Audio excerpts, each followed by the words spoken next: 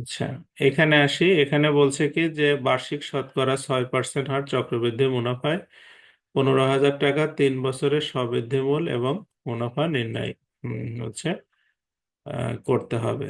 ঠিক আছে। তো এখানে আমাদের হচ্ছে চক্রবৃদ্ধি মুনাফার একটা সূত্র আছে, চক্রবৃদ্ধি মূলধনের সূত্রটা আমরা জানি যে এরকম দেখতে, পি ইকুয়াল টু হচ্ছে 1 + R/100, পাওয়ার হচ্ছে কি এন, তাই না? হুম। তো এখন এখানে আমাদের পি মানে হচ্ছে আমাদের যেটা আসল টাকা, সেটা হচ্ছে 15,000 টাকা আসল। হ্যাঁ। আর আমাদের সুদের হার কত? এখানে সুদের হার হচ্ছে 6%, 6/100। হুম। পাওয়ার হচ্ছে আপনার এটা 3 বছর। আচ্ছা, তো এইটা আমরা যদি একটু কেটে ছোট করে ফেলি। হুম। এটা হচ্ছে 2 দিয়ে কাটলে এটা 3, এটা হবে হচ্ছে 15, তাই না?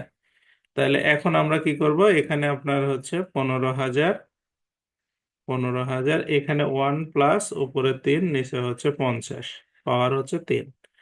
তাহলে এটা হচ্ছে 15,000, এখানে 50 লসাগু করতে হবে। 50 লসাগু করলে এটা 50 যোগ হচ্ছে 3, তাই না? তাহলে 53, এটা পাওয়ার 3। তাহলে এই পাশে লিখি, এই পাশে হচ্ছে আপনার 15,000, এটা হচ্ছে তাহলে 53/50, পাওয়ার হচ্ছে 3। ঠিক আছে। তো এখন এইগুলোর ক্ষেত্রে যে কাজটা করতে হয় আপনার, এটা যেহেতু পাওয়ার 3 আছে, হ্যাঁ, তা আপনার উপরেরটাও 3 বার লিখতে হবে। 53, 53, 53। ঠিক আছে। আচ্ছা। আর নিচে হচ্ছে আপনার 50টা 3 বার লিখতে হবে। 50, 50, 50। ঠিক আছে। আচ্ছা, তাহলে এখানে আপনার হচ্ছে আমরা যদি কাটাকাটি করি, এখানে এই শূন্য, এই শূন্য, এই শূন্য, এই শূন্য, এই শূন্য, এই শূন্য কাটা, তাই না? আর 5 দিয়ে কাটলে এটা হবে হচ্ছে 3। এখন এইটার ব্যাপারটা হচ্ছে কি, এই গুণগুলো আপনাকে কিন্তু করতে হবে, বুঝতে পারছেন? মানে এইগুলো পরীক্ষায় কিন্তু এভাবে গুণ আপনাকেই করতে হবে, এটার কোনো প্রকার উপায় নাই। হুম।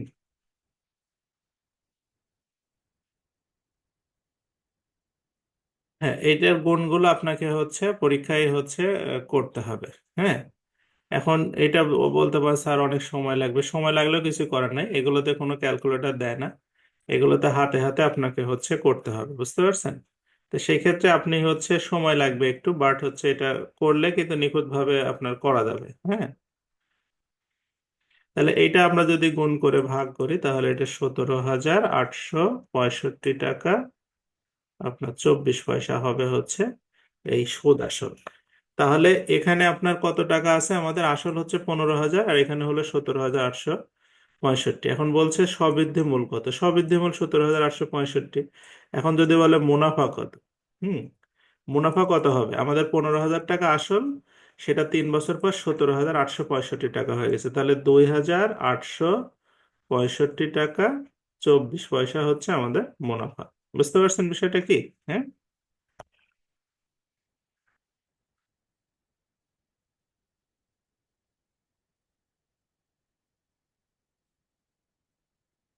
এই সবাই চক্রবৃদ্ধির বিষয়টা বুঝতে পারছেন কি?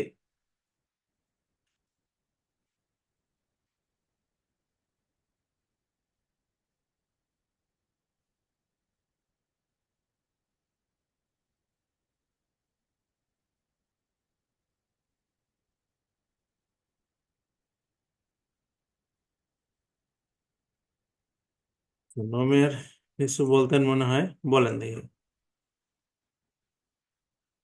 স্যার ওই যে সবৃদ্ধিমূল থেকে মুনাফাটা বাদ দিয়েছেন স্যার, এই মুনাফা বলতেছি মানে আসলটা বাদ দেওয়ার পরেই তো এটা আসছে তাই না? হ্যাঁ, সবৃদ্ধি মূল মানে হচ্ছে সুদ এবং আপনার সুদ আসলে। সুদ আসলে, তাহলে সেখান থেকে আসলটা বাদ দিলে সুদের টাকা পেয়ে যাবেন। হ্যাঁ। স্যার আরেকটা কোশ্চেন স্যার, ওই যে আগের দিন করাইছিলেন স্যার 20 নম্বর যে ম্যাথটা, এটা হ্যাঁ, তো চক্রবৃদ্ধি মুনাফার অঙ্ক তাই না? কিন্তু এটা তো স্যার মেনশন করে না, কিন্তু বুঝবো কি করে যে এটা চক্রবৃদ্ধিতে যাবে বা 20 নম্বর। 20 নম্বরটা আচ্ছা, জি স্যার, দেখতেছি। হ্যাঁ, একটু দেখাই দিন। দেখতেছি। আচ্ছা, 20 নম্বরেরটা বিষয়টা হচ্ছে কি, এটা আপনার হচ্ছে জনসংখ্যা বৃদ্ধি। জনসংখ্যা বৃদ্ধি সবসময় চক্রবৃদ্ধি হারে হবে, হ্যাঁ। জনসংখ্যা সরলভাবে বাড়ে না, মানে একজনের একটা সন্তান থাকে না। একজনের ধরেন দুইটা সন্তান হয়, তার যদি দুইটা হয় তাহলে চারটা হয়ে যায়, এটা জিওমেট্রিক প্রোগ্রেশন হয়। তো জনসংখ্যা বৃদ্ধি সবসময় চক্রবৃদ্ধি হারে ধরতে হবে, ঠিক আছে। আচ্ছা, এইটাতে আসি, বলছে 5% মুনাফায় 8,000 টাকা 3 বছরের সরল মুনাফা এবং চক্রবৃদ্ধি মুনাফার পার্থক্য কত? আচ্ছা, তো সরল মুনাফা বের করা তো কোনো ব্যাপার না। সরল মুনাফা আপনার হচ্ছে এই আহ, মানে যার সাথে গুণ করে দিলে হয়ে যাচ্ছে সরল মুনাফা। সরল মুনাফা হচ্ছে আপনাদের 8,000 টাকা, কয় বছর? 5%, পার্সেন্টের নিচে 100 লিখে নিলাম, 3 বছর, হ্যাঁ। তাহলে হচ্ছে কত হবে এটা? আপনার 5 8টা মানে শূন্য শূন্য করে 400, 3 4 1200 টাকা, তাই না? এটা হচ্ছে 1200 টাকা, 1200 টাকা। তো সরল মুনাফা 1200 টাকা, কিন্তু যদি আমরা চক্রবৃদ্ধি মুনাফার কথা বলি, চক্রবৃদ্ধি মুনাফার ক্ষেত্রে এই যে চক্রবৃদ্ধি সবৃদ্ধি মূল আগে বের করতে হবে আপনাকে, তারপরে ওখান থেকে 8,000 টাকা বাদ দিতে হবে, হ্যাঁ। সবৃদ্ধি, সবৃদ্ধি মূল। তো এটা যে সূত্রটা কি মনে আছে, যে প্রথমে পি, মানে পি মানে হচ্ছে আমাদের 8,000 টাকা, 1 + মানে হচ্ছে 5% বাই হচ্ছে 100, হ্যাঁ, পাওয়ার হচ্ছে 3, ঠিক আছে। তো এইটাকে আপনি হচ্ছে কেটে দেন, তাহলে এটা হবে হচ্ছে 20। ওকে, তাহলে এখানে 8,000, 8,000 গুণন এটা 20 আর 21 হবে, একবারে 21 লিখে ফেললাম, হ্যাঁ। 21/20, তারপরে হচ্ছে 3। তাহলে হচ্ছে 8,000 গুণন 21ও 3 বার লিখবো, হ্যাঁ। 21 3 বার লিখবো, আর নিচে হচ্ছে 20 হচ্ছে 3 বার লিখবো। 20, 20, 20, হ্যাঁ। তাহলে এই 20 20 সবগুলো কাটলে 8,000 কাটা যাবে, তাই না? এই এই শূন্য, এই শূন্য, এই শূন্য, এই 3 শূন্য কাটা, আর 2 দোকানে 4 দোকানে 8, হ্যাঁ। তাহলে উপরে থাকলো কত আমাদের? 3টা 21। তাহলে 21 21 হচ্ছে 441, 41-এর সাথে 21 গুণ হবে, হ্যাঁ। 441 আর 21 গুণ করলে আমাদের হচ্ছে 441-এর সাথে যদি আমরা 20 গুণ করি তাহলে 882 হবে, তাই না? তাহলে 21 গুণ করলে 900, আহ, আপনার হচ্ছে 9,261 টাকা হবে, 9,261 টাকা। এই যে 9,261 টাকা হলো সুদ, আসল সহ। তাহলে এখানে মুনাফা কত? মুনাফা কত? 8,000 টাকা হচ্ছে আপনার ওইদিকে, আর এদিকে 9,261 টাকা, তাহলে 1,261 টাকা হচ্ছে মুনাফা। এখন বলছে এই যে সরল মুনাফা হচ্ছে 1,200 টাকা, আর এটার হচ্ছে 61 টাকা, তাহলে পার্থক্য কত? পার্থক্য কত? পার্থক্য হচ্ছে 1,261 থেকে 1,200 টাকা বাদ দিলে কত থাকে? 61 টাকা পার্থক্য। এটা হচ্ছে উত্তর, হ্যাঁ। তার মানে একটা আগে সরল মুনাফা আর একটা হচ্ছে চক্রবৃদ্ধি মুনাফা বের করে নিয়ে দেন আপনাকে হচ্ছে মাইনাস করতে হবে, ঠিক আছে। হ্যাঁ, বুঝছেন বিষয়টা কি?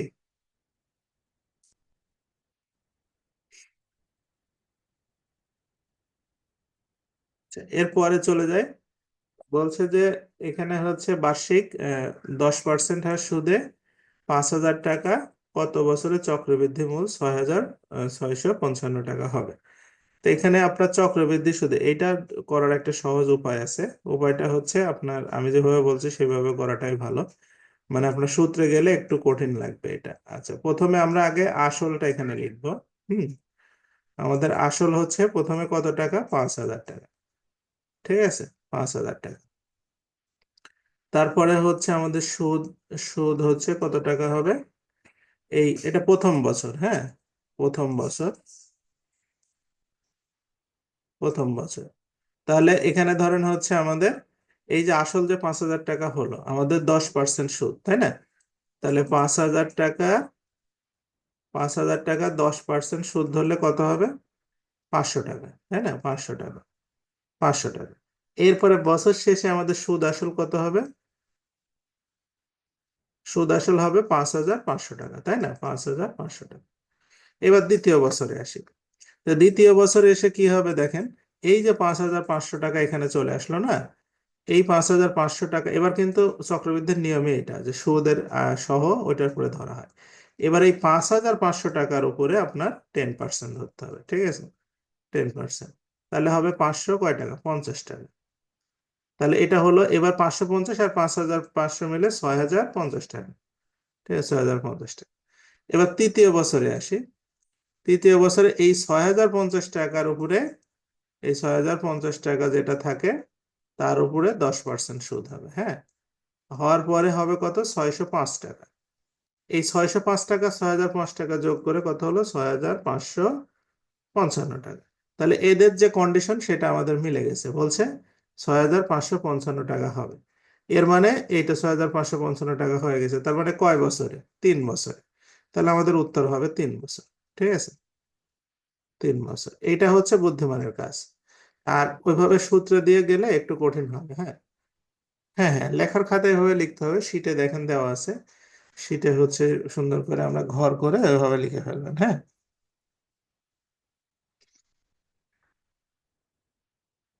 এরপরটাতে আসি। হ্যাঁ, এটা লাগবে না, অতটা ইম্পর্টেন্ট না এগুলো। এইটা এটা করবেন, এটা তো আমি ওই যে জনসংখ্যার অঙ্ক দেখাইছি, ওই সেম অঙ্ক। ঠিক আছে, এইটাতে আসি। বলছে যে একই মুনাফা হারে কোনো আসল 6 বছরে যদি দ্বিগুণ হলে কত বছরে 3 গুণ হবে?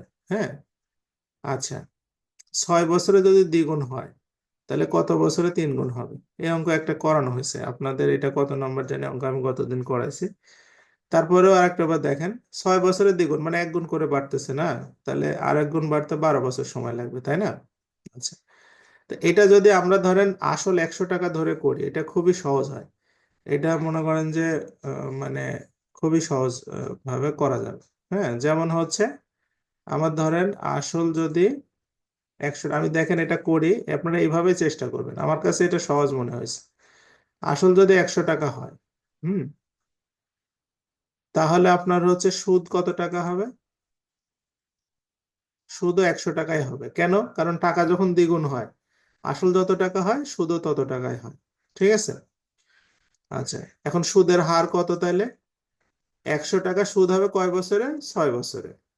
তাহলে 100 টাকা সুদ হচ্ছে 6 বছরে। তাহলে এটাই সুদের হার আমাদের। তাহলে আমরা 2 দিয়ে যদি কাটি তাহলে এটা 50/3, 50/3% হচ্ছে আমাদের সুদের হার হলো। হুম, মানে 1 বছরের সুদ হবে হচ্ছে 50/3 টাকা, 1 বছরের সুদ হবে। বুঝতে পারছেন বিষয়টা কি? হ্যাঁ। এখন ওনারা আমাদের বলছে কত বছরে 3 গুণ হবে, তাহলে এইবার সুদ কত হবে বলেন তো? এবার সুদ হবে 200 টাকা, কারণ 3 গুণ হলে সুদ হয় 200 টাকা। তাহলে 1 বছরের সুদ যদি আমার 50/3 টাকা হয়, তাহলে 200 টাকা সুদ হতে কত সময় লাগবে? তাহলে বছরের সংখ্যা হচ্ছে এই 200 টাকাকে আমি 50/3 দিয়ে ভাগ করে দিলে হয়ে গেল। তাহলে 200 যাবে উপরে আর নিচে 50 চলে আসবে। তো এটা দিয়ে কেটে দিলে 4, 3 4 12, অর্থাৎ 12 বছর। হুম, বুঝতে পারছেন বিষয়টা কি? কারো কনফিউশন তাহলে জিজ্ঞেস করবে।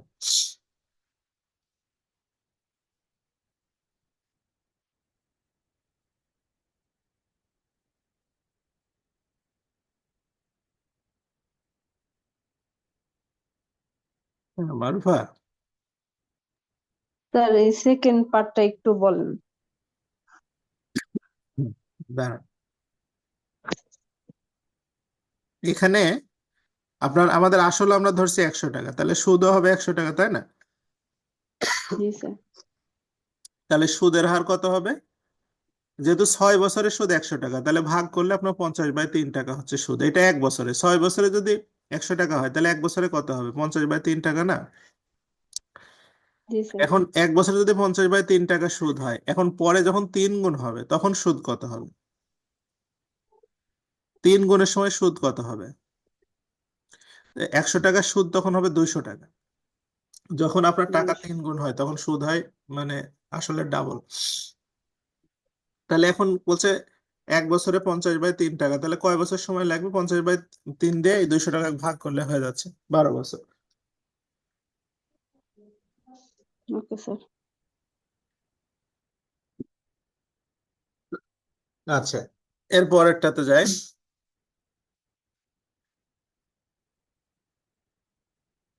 এখানে বলছে 12% মুনাফায়, বার্ষিক 12% মুনাফায় কত বছরে 10,000 টাকার মুনাফা 4,800 টাকা হবে? আচ্ছা, 1 বছরের মুনাফা কত? এক বছরের যদি মুনাফা আমরা বের করি,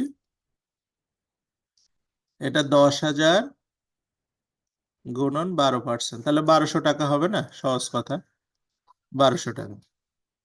তাহলে বছর সংখ্যা কত হবে?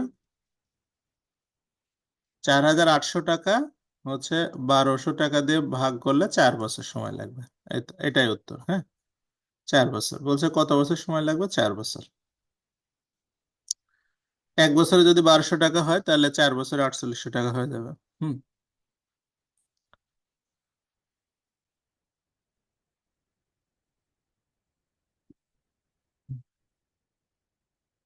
এরপরে এখানে এসে বলছে যে বার্ষিক কত মুনাফায় কোনো আসল 5 বছরে দ্বিগুণ হবে। এটা তো সহজ কথা। 5 বছরে দ্বিগুণ হবে মানে কি? আপনার ওই যে সূত্র দিয়েও করতে পারেন, আবার 100 ধরেও করতে পারেন। যে আপনার আসল ধরেন আমি ধরলাম 100 টাকা, তাহলে সুদও হবে কত টাকা? 100 টাকা। হুম। তাহলে 5 বছরে যদি 100 টাকা সুদ হয়, তাহলে সুদের হার কত হচ্ছে? 100 টাকা সুদ 5 বছরে, তাহলে 20%। হ্যাঁ, এটাই উত্তর। সহজেই করা যাবে, বুঝতে পারছেন? আবার যদি আপনি মনে করেন সূত্রে বসাবো, তাহলে I equal to P N R, এই সূত্রে বসাবেন। আই এর মান আর পি এর মান সমান সমান। হ্যাঁ, এন এর মান হচ্ছে আমি 5 বছর, আর এর মান আমি জানি না। হ্যাঁ, আর পার্সেন্ট মানে R/100। তাহলে এখান থেকে আর এর মান 20% হয়ে যাবে। একই কথা, এটা আগের দিনও করানো হয়েছে।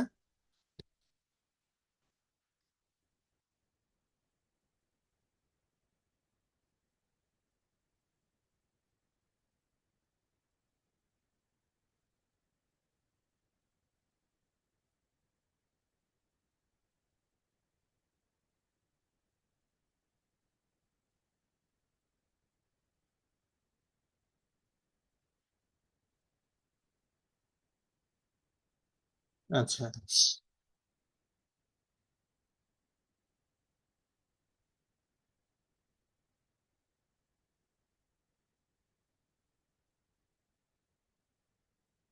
এরপরে আমরা তাহলে পরেরটাতে চলে আসি।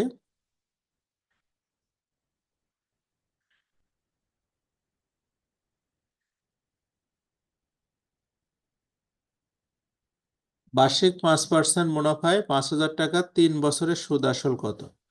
তাহলে 5,000 টাকা, হ্যাঁ, এটা 5% সুদ ধরতে হবে 3 বছর। ঠিক আছে।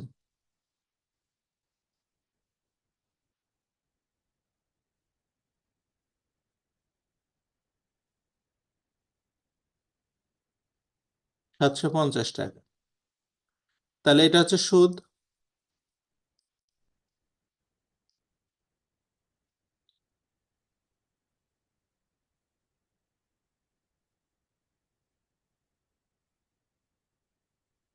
তাহলে 5,750 টাকা হবে। ঠিক আছে। হ্যাঁ। আচ্ছা, এরপরে চলে যায় এখান থেকে। বলছে যে কোনো ব্যক্তি 3 বছরের জন্য 10,000 টাকা, 4 বছরের জন্য 15,000 টাকা ব্যাংক থেকে ঋণ নিছে। ঋণ নিয়ে 9,900 টাকা মুনাফা দিয়েছে। উভয় ক্ষেত্রে মুনাফার হার সমান। তাহলে মুনাফার হারটা কত হবে? বুঝতে পারছেন? মানে এই মুনাফার হারটা আমরা ধরে নেব। মুনাফার হারটা কত হবে? এই মুনাফার হার আমরা ধরে নেব হচ্ছে X%। তাহলে এক্স এর মান বের হলে অঙ্ক হয়ে যাবে। তো এখানে দেখেন প্রশ্ন মতে বলছে কি, যে 10,000 টাকা লোন নিয়েছে। তাহলে 10,000 টাকা কয় বছরের জন্য লোন নিল? 10,000 টাকা X% হারে কয় বছরের জন্য লোন নিছে? 3 বছরের জন্য। হ্যাঁ, এইটা একটা লোন। আর একটা লোন হচ্ছে 15,000 টাকা। 15,000 টাকা একটা লোন হচ্ছে X%-এর জন্য। আপনার কয় বছরের জন্য? এটা 4 বছরের জন্য। বুঝতে পারছেন? এই দুইটা লোনের টাকা যদি আপনি যোগ করেন, তাহলে হয়ে যাবে কত টাকা? এই দুইটা লোনের টাকা যদি আপনি যোগ করেন, তাহলে সুদের টাকা হবে 9,900 টাকা। ওকে। তাহলে এখানে আপনার হচ্ছে এই পার্সেন্ট তুলে দিই আমরা। এখান থেকে পার্সেন্ট তুলে দিই। এই পার্সেন্ট আর এই পার্সেন্ট তুলে দিই। তাহলে আপনার এখানে 100 চলে আসবে নিচে। হুম। এটার নিচে 100 চলে আসবে। তাহলে 100 চলে আসলে আমরা এগুলো কাটাকাটি করতে পারবো। 1 শূন্য 2 শূন্য, 1 শূন্য 2 শূন্য। তাহলে এটা হচ্ছে 300 নাকি? 300, 300 এক্স প্লাস এখানে হচ্ছে এই শূন্য এই শূন্য এই শূন্য এই শূন্য, তাহলে এটা হচ্ছে 600 এক্স। হ্যাঁ, 4 × 6 = 9,900। তাহলে এটা 900 এক্স = 9,900। তাহলে এক্স এর মান হচ্ছে 11%। ঠিক আছে, অর্থাৎ সুদের হার হচ্ছে 11%। এই অঙ্কটা পরীক্ষায় খুব আসে, এটা মানে খুব ইম্পর্টেন্ট একটা প্রশ্ন, এটা ভালো করে এটা হচ্ছে প্র্যাকটিস করবেন। ঠিক আছে,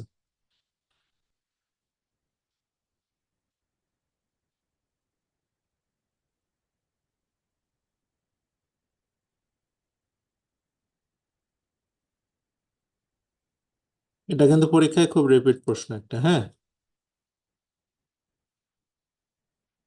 উম, আচ্ছা, 31 থেকে লেকচার শিট দেয়নি, আচ্ছা আজকে দিয়ে দেব, অসুবিধা মানে এটা তো আসলে আমাদের পুরাতন লেকচারেরই পড়া, বুঝতে পারছেন?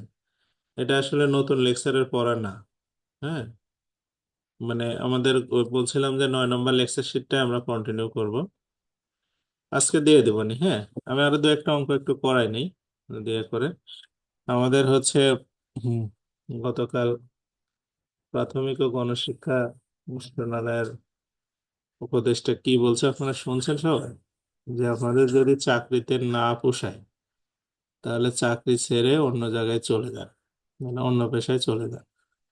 ভাবতে পারছেন যে একটা দেশের মানে দায়িত্বশীল জায়গা থেকে কি ধরনের মন্তব্য মানুষ করে? হুম, মানে মিনিমাম যদি কোনো কমন সেন্স থাকে তাহলে এই ধরনের মন্তব্য মানে কিভাবে করে? একটা লোকেকে আপনি বেতন দিবেন, 18,500 টাকা বেতন পায়। তার যদি ধরেন তার তো সন্তান থাকবে, তার বউ থাকবে, তার বাচ্চা থাকবে, তার তার মনে করেন বাবা মা থাকবে, তাই না? 4টা লোক তো বাসায় থাকবে, 5টা লোক সর্বনিম্ন, 2টা বাচ্চা, আপনার বাবা আর মা, আর কেউ না থাকুক, ভাই বোনের সবার কথা বাদই দিলাম, শ্বশুর শাশুড়ি আত্মীয় স্বজন বাদই দিলাম, 5টা লোক থাকবে বাসায়। সে যদি একটা গরিব মানুষের ছেলে হয়, তার যদি জমি জমা না থাকে, বড় লোকের জমিদারি না হয়, তাহলে 18,000 টাকা দিয়ে 5টা লোক সংসার চালানো যাবে? এটা মানে খাওয়া, শুধু খাওয়াই কি হবে? খাওয়া হবে বলেন তো? আপনারা কেউ কল্পনা করতে পারছেন এখানে যারা আছেন 15 জন, কেউ মানে 18,000 টাকা দিয়ে 5টা লোক যদি দিনে ধরেন 200 টাকা করেও খায়, 100 টাকা করে যদি একটা একটা মানুষের পেছনে খরচ হয়, হ্যাঁ, তা মাসে 3,000 টাকা, 3 × 5 = 15,000 টাকা শুধু খেতেই লাগবে।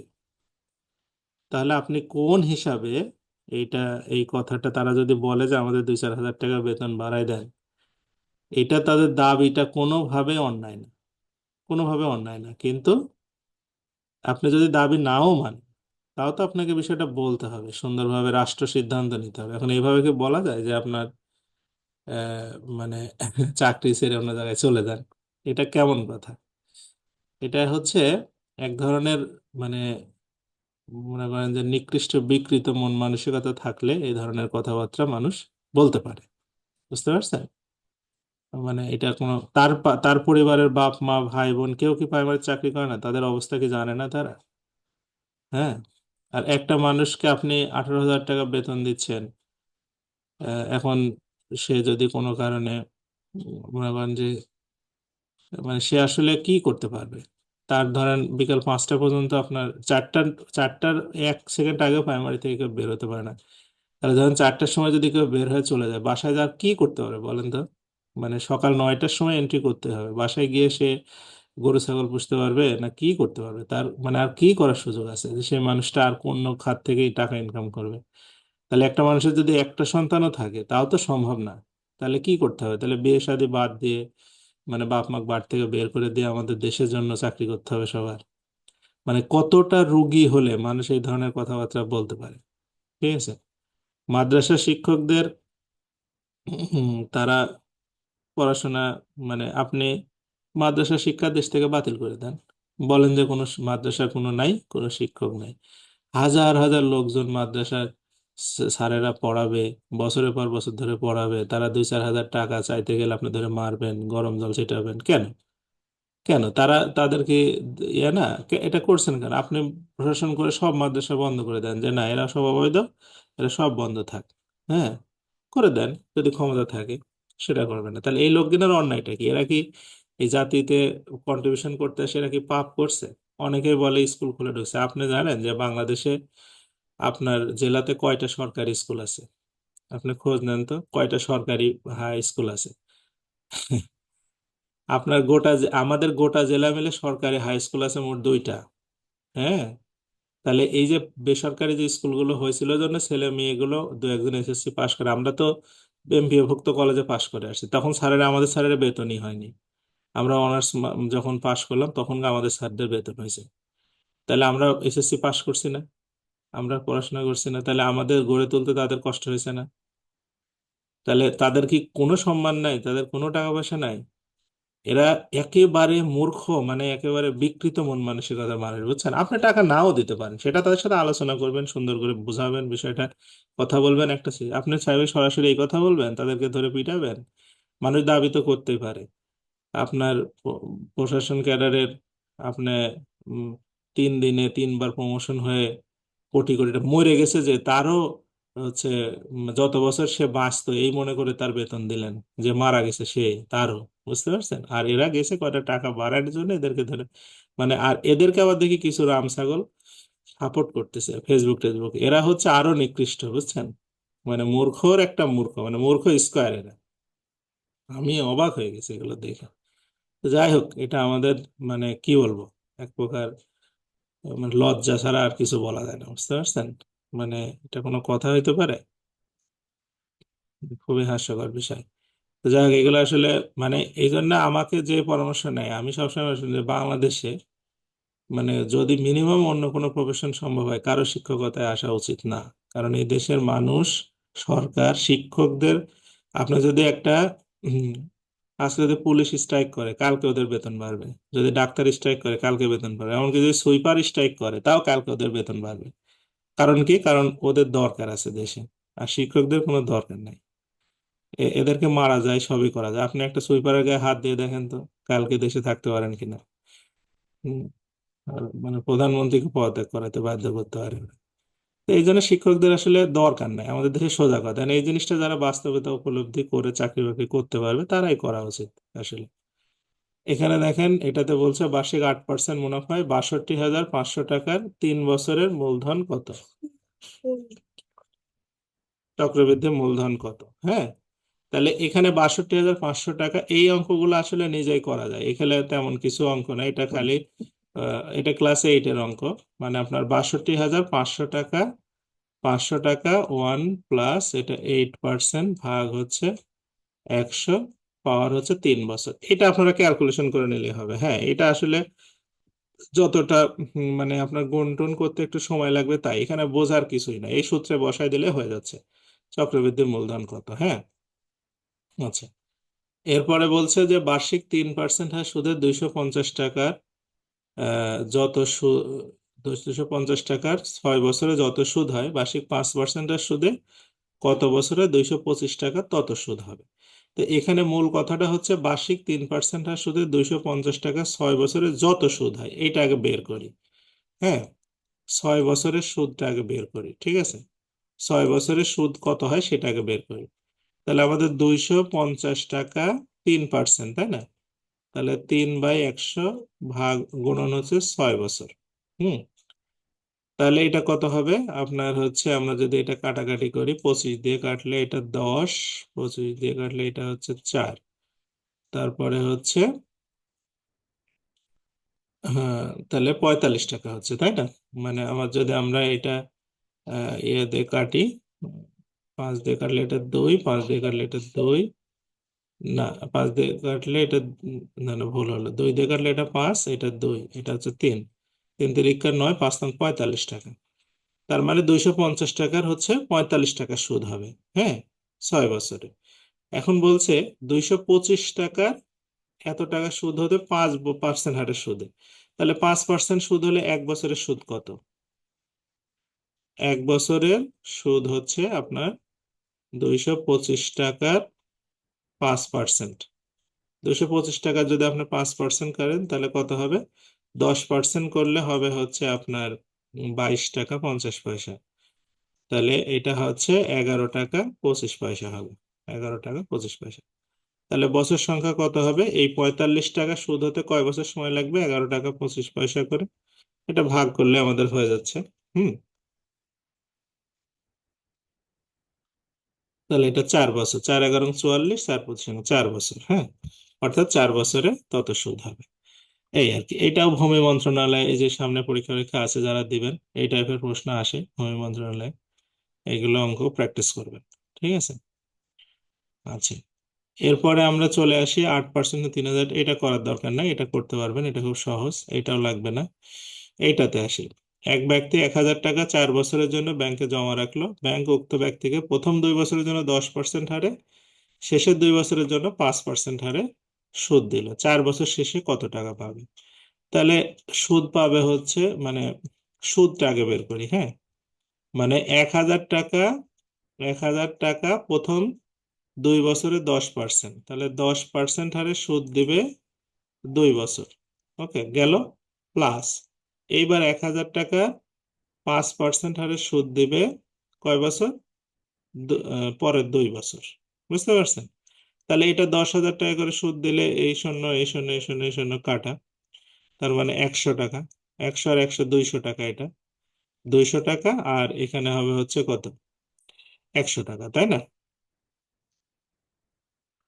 100 টাকা, তাহলে 300 টাকা। তাহলে সে সুদ বাবদ পাবে হচ্ছে 300 টাকা। আর আসল কত আছে? 1,000 টাকা। তাহলে মোট পাবে কয় টাকা? 1,000 টাকা আর হচ্ছে 300 টাকা, মোট হচ্ছে 1,300 টাকা। ঠিক আছে, 1,300 টাকা হচ্ছে পাবে। বুঝতে পারছেন? সহজ কথা। এটাই যে গত বছরে আসছিল ভোক্তা অধিকার সংরক্ষণ অধিদপ্তরে।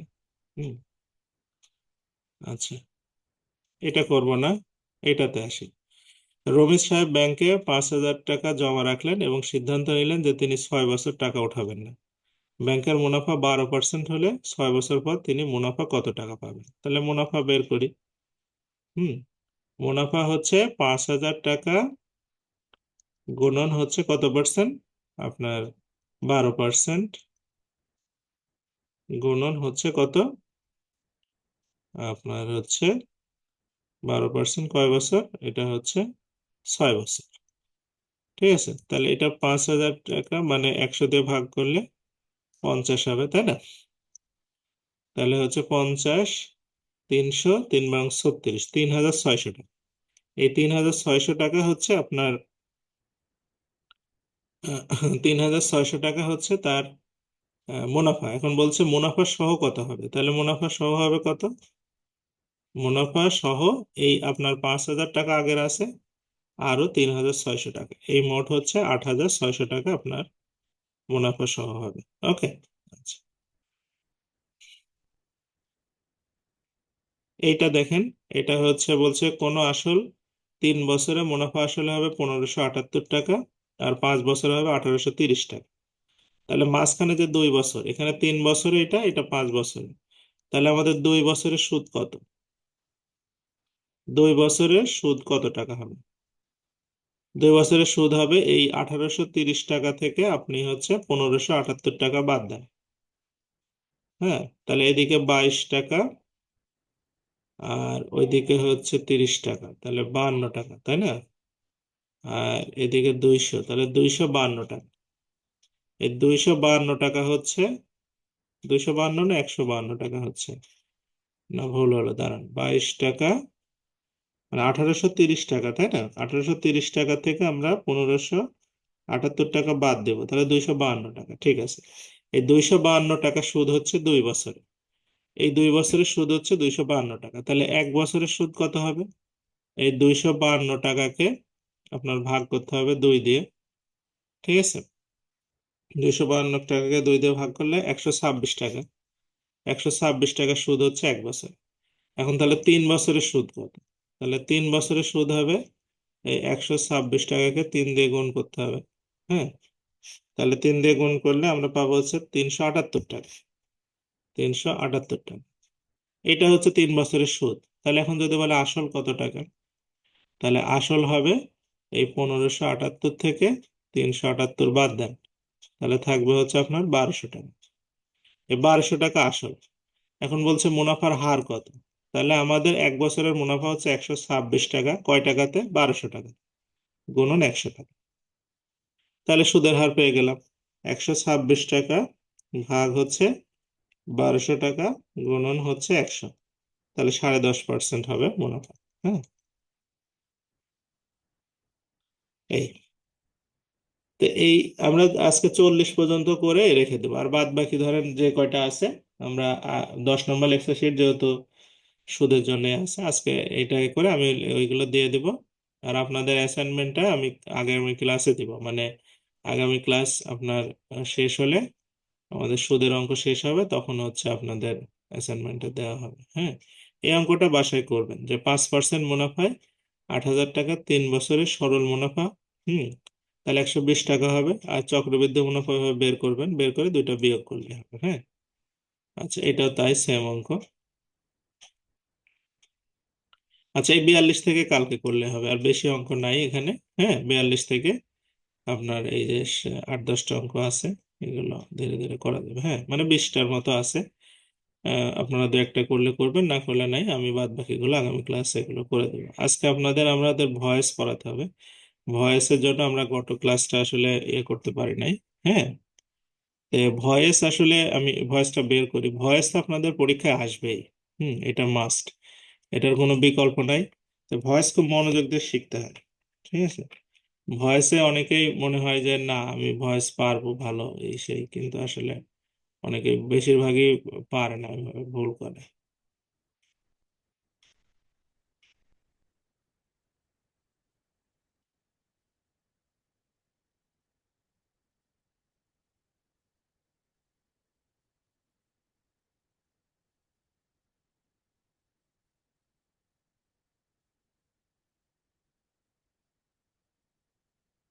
আচ্ছা, তো ভয়েসে আসলে মানে কার কি সমস্যা আছে আপনাদের, একটু আমি ভয়েস সম্পর্কে একটু শুনি আগে। মানে ভয়েস নিয়ে আপনাদের কি সমস্যা হয়, কোনো কি সমস্যা হয় ভয়েস নিয়ে?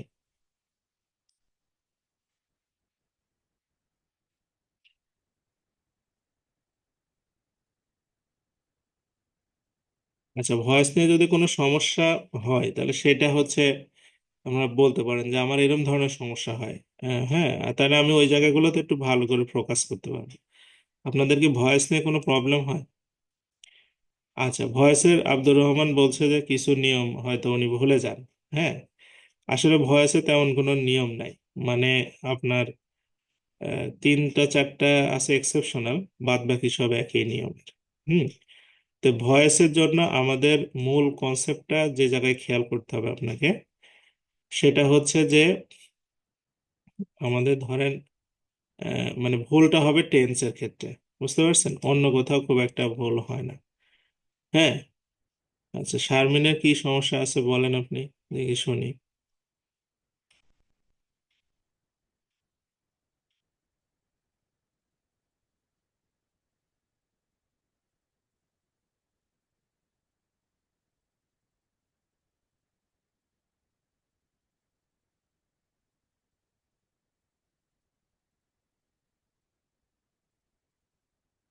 শারমিনের কি প্রবলেম মনে হতে পারে, শারমিন কি বলবেন আপনার ভয়েসের কি সমস্যা মনে হয়? আসসালামু আলাইকুম স্যার। বলেন। হ্যাঁ, বলেন, শুনতে পাচ্ছি। স্যার আমি পারি আবার পারি না, মানে সবগুলো পারি না। বড় ভয়েসটা একবারেই পারি না। মানে পারেন না কেন, মানে কি কি মানে ভুলটা হয় কি দেখছেন কি? মানে এটা আপনার একটু একটু ভুল হয়, দেখা যায় ভার্ব এটি এগুলোতে একটু ভুল হয়। ভার্বে। আবার দুইটা অবজেক্ট থাকলে ভুল হয়। আচ্ছা, দুইটা অবজেক্ট থাকলে কোনটা অবজেক্ট ধরে করবেন এটা ভুল হয়, তাই তো? হ্যাঁ, হ্যাঁ। আর হচ্ছে আপনার আহ, মানে ভার্বে ভুল হয়, তাই তো? ছোট ছোট গুলো আবার পারি। হ্যাঁ, ভার্বে ভুল হয়। আচ্ছা, বুঝতে পারছি ভার্বের ভুলটা কি। দুইটা অবজেক্টের ভুলটা, যেমন শারমিনের স্পেসিফিক কিছু সমস্যা আছে। আপনাদের কোনো এরকম কি কোনো সমস্যা আছে, যেমন অনেকে? আচ্ছা, আমরা সবার শুরুতে আগে টেন্সের বিষয়টা একটু ক্লিয়ার করে নেই ভয়েসের। হ্যাঁ, প্রথম কথা হচ্ছে যে আমাদের ভয়েসটা কি আসলে। ভয়েসটা হচ্ছে এমন কিছু বাক্য আছে যে সেন্টেন্স গুলোকে আমরা হচ্ছে নর্মালি অ্যাক্টিভ মানে নর্মাল ভাবে প্রকাশ করতে পারি না, ঠিক আছে। হুম আহ, এখন সেগুলোকে আমরা ভয়েসের হেল্প নিতে হয়। যেমন ধরেন আমাকে যদি বলা হয় যে রাস্তার কাজ চলছে, হ্যাঁ, বা হচ্ছে রাস্তার কাজ চলছে, বা হচ্ছে সবজিগুলো নিয়ে আসা হয়েছে, এরকম কিছু বাক্য আছে।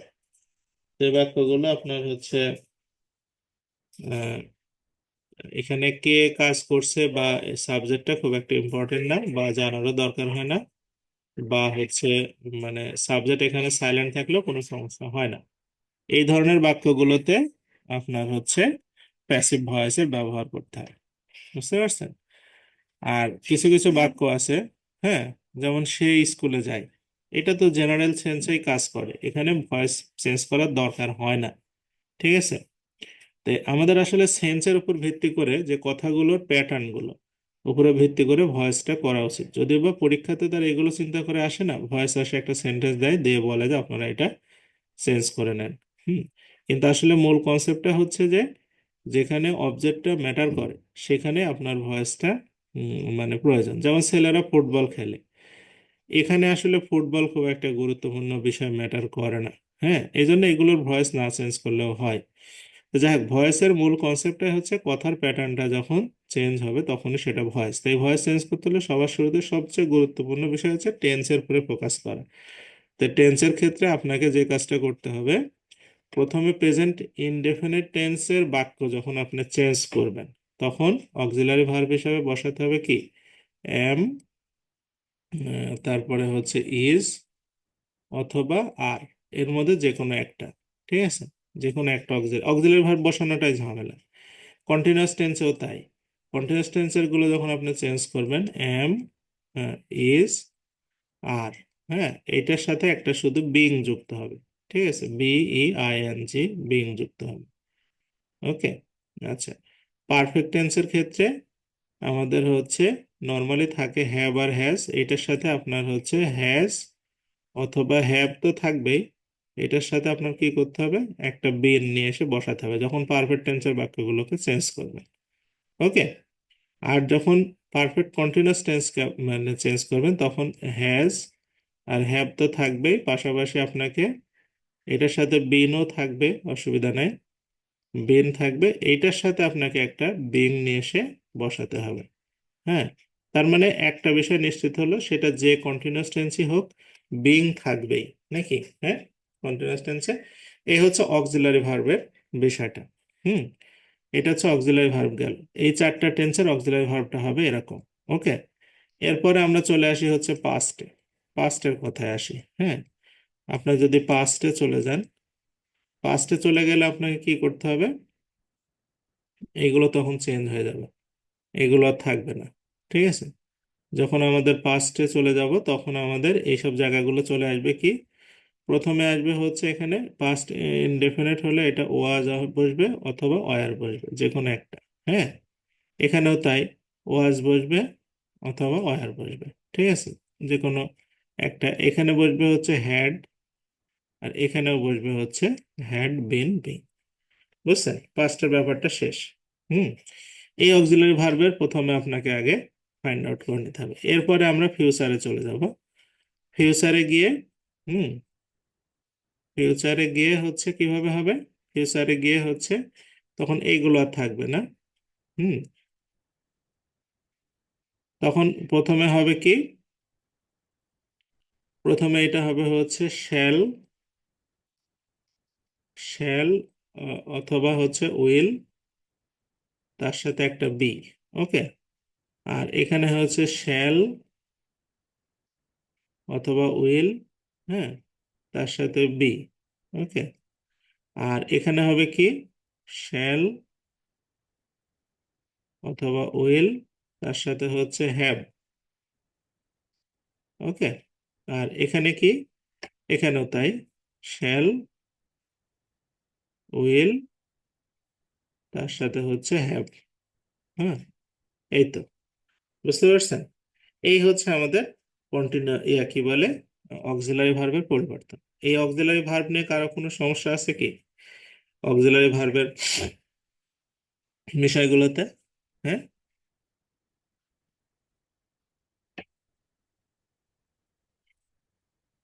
আচ্ছা, অক্সিলারি ভার্ব আমার কাছে মনে হয় মোটামুটি ক্লিয়ার। এরপরে আমরা চলে যাব হচ্ছে সাবজেক্টিভ ফর্ম, অবজেক্টিভ ফর্মের কনসেপ্টে। সাবজেক্টিভ ফর্ম, অবজেক্টিভ ফর্ম যদি ভালো করে না বোঝেন তাহলে এখানে ভুল হওয়ার সম্ভাবনা আছে। ঠিক আছে, সাবজেক্টিভ ফর্ম আর অবজেক্টিভ ফর্ম।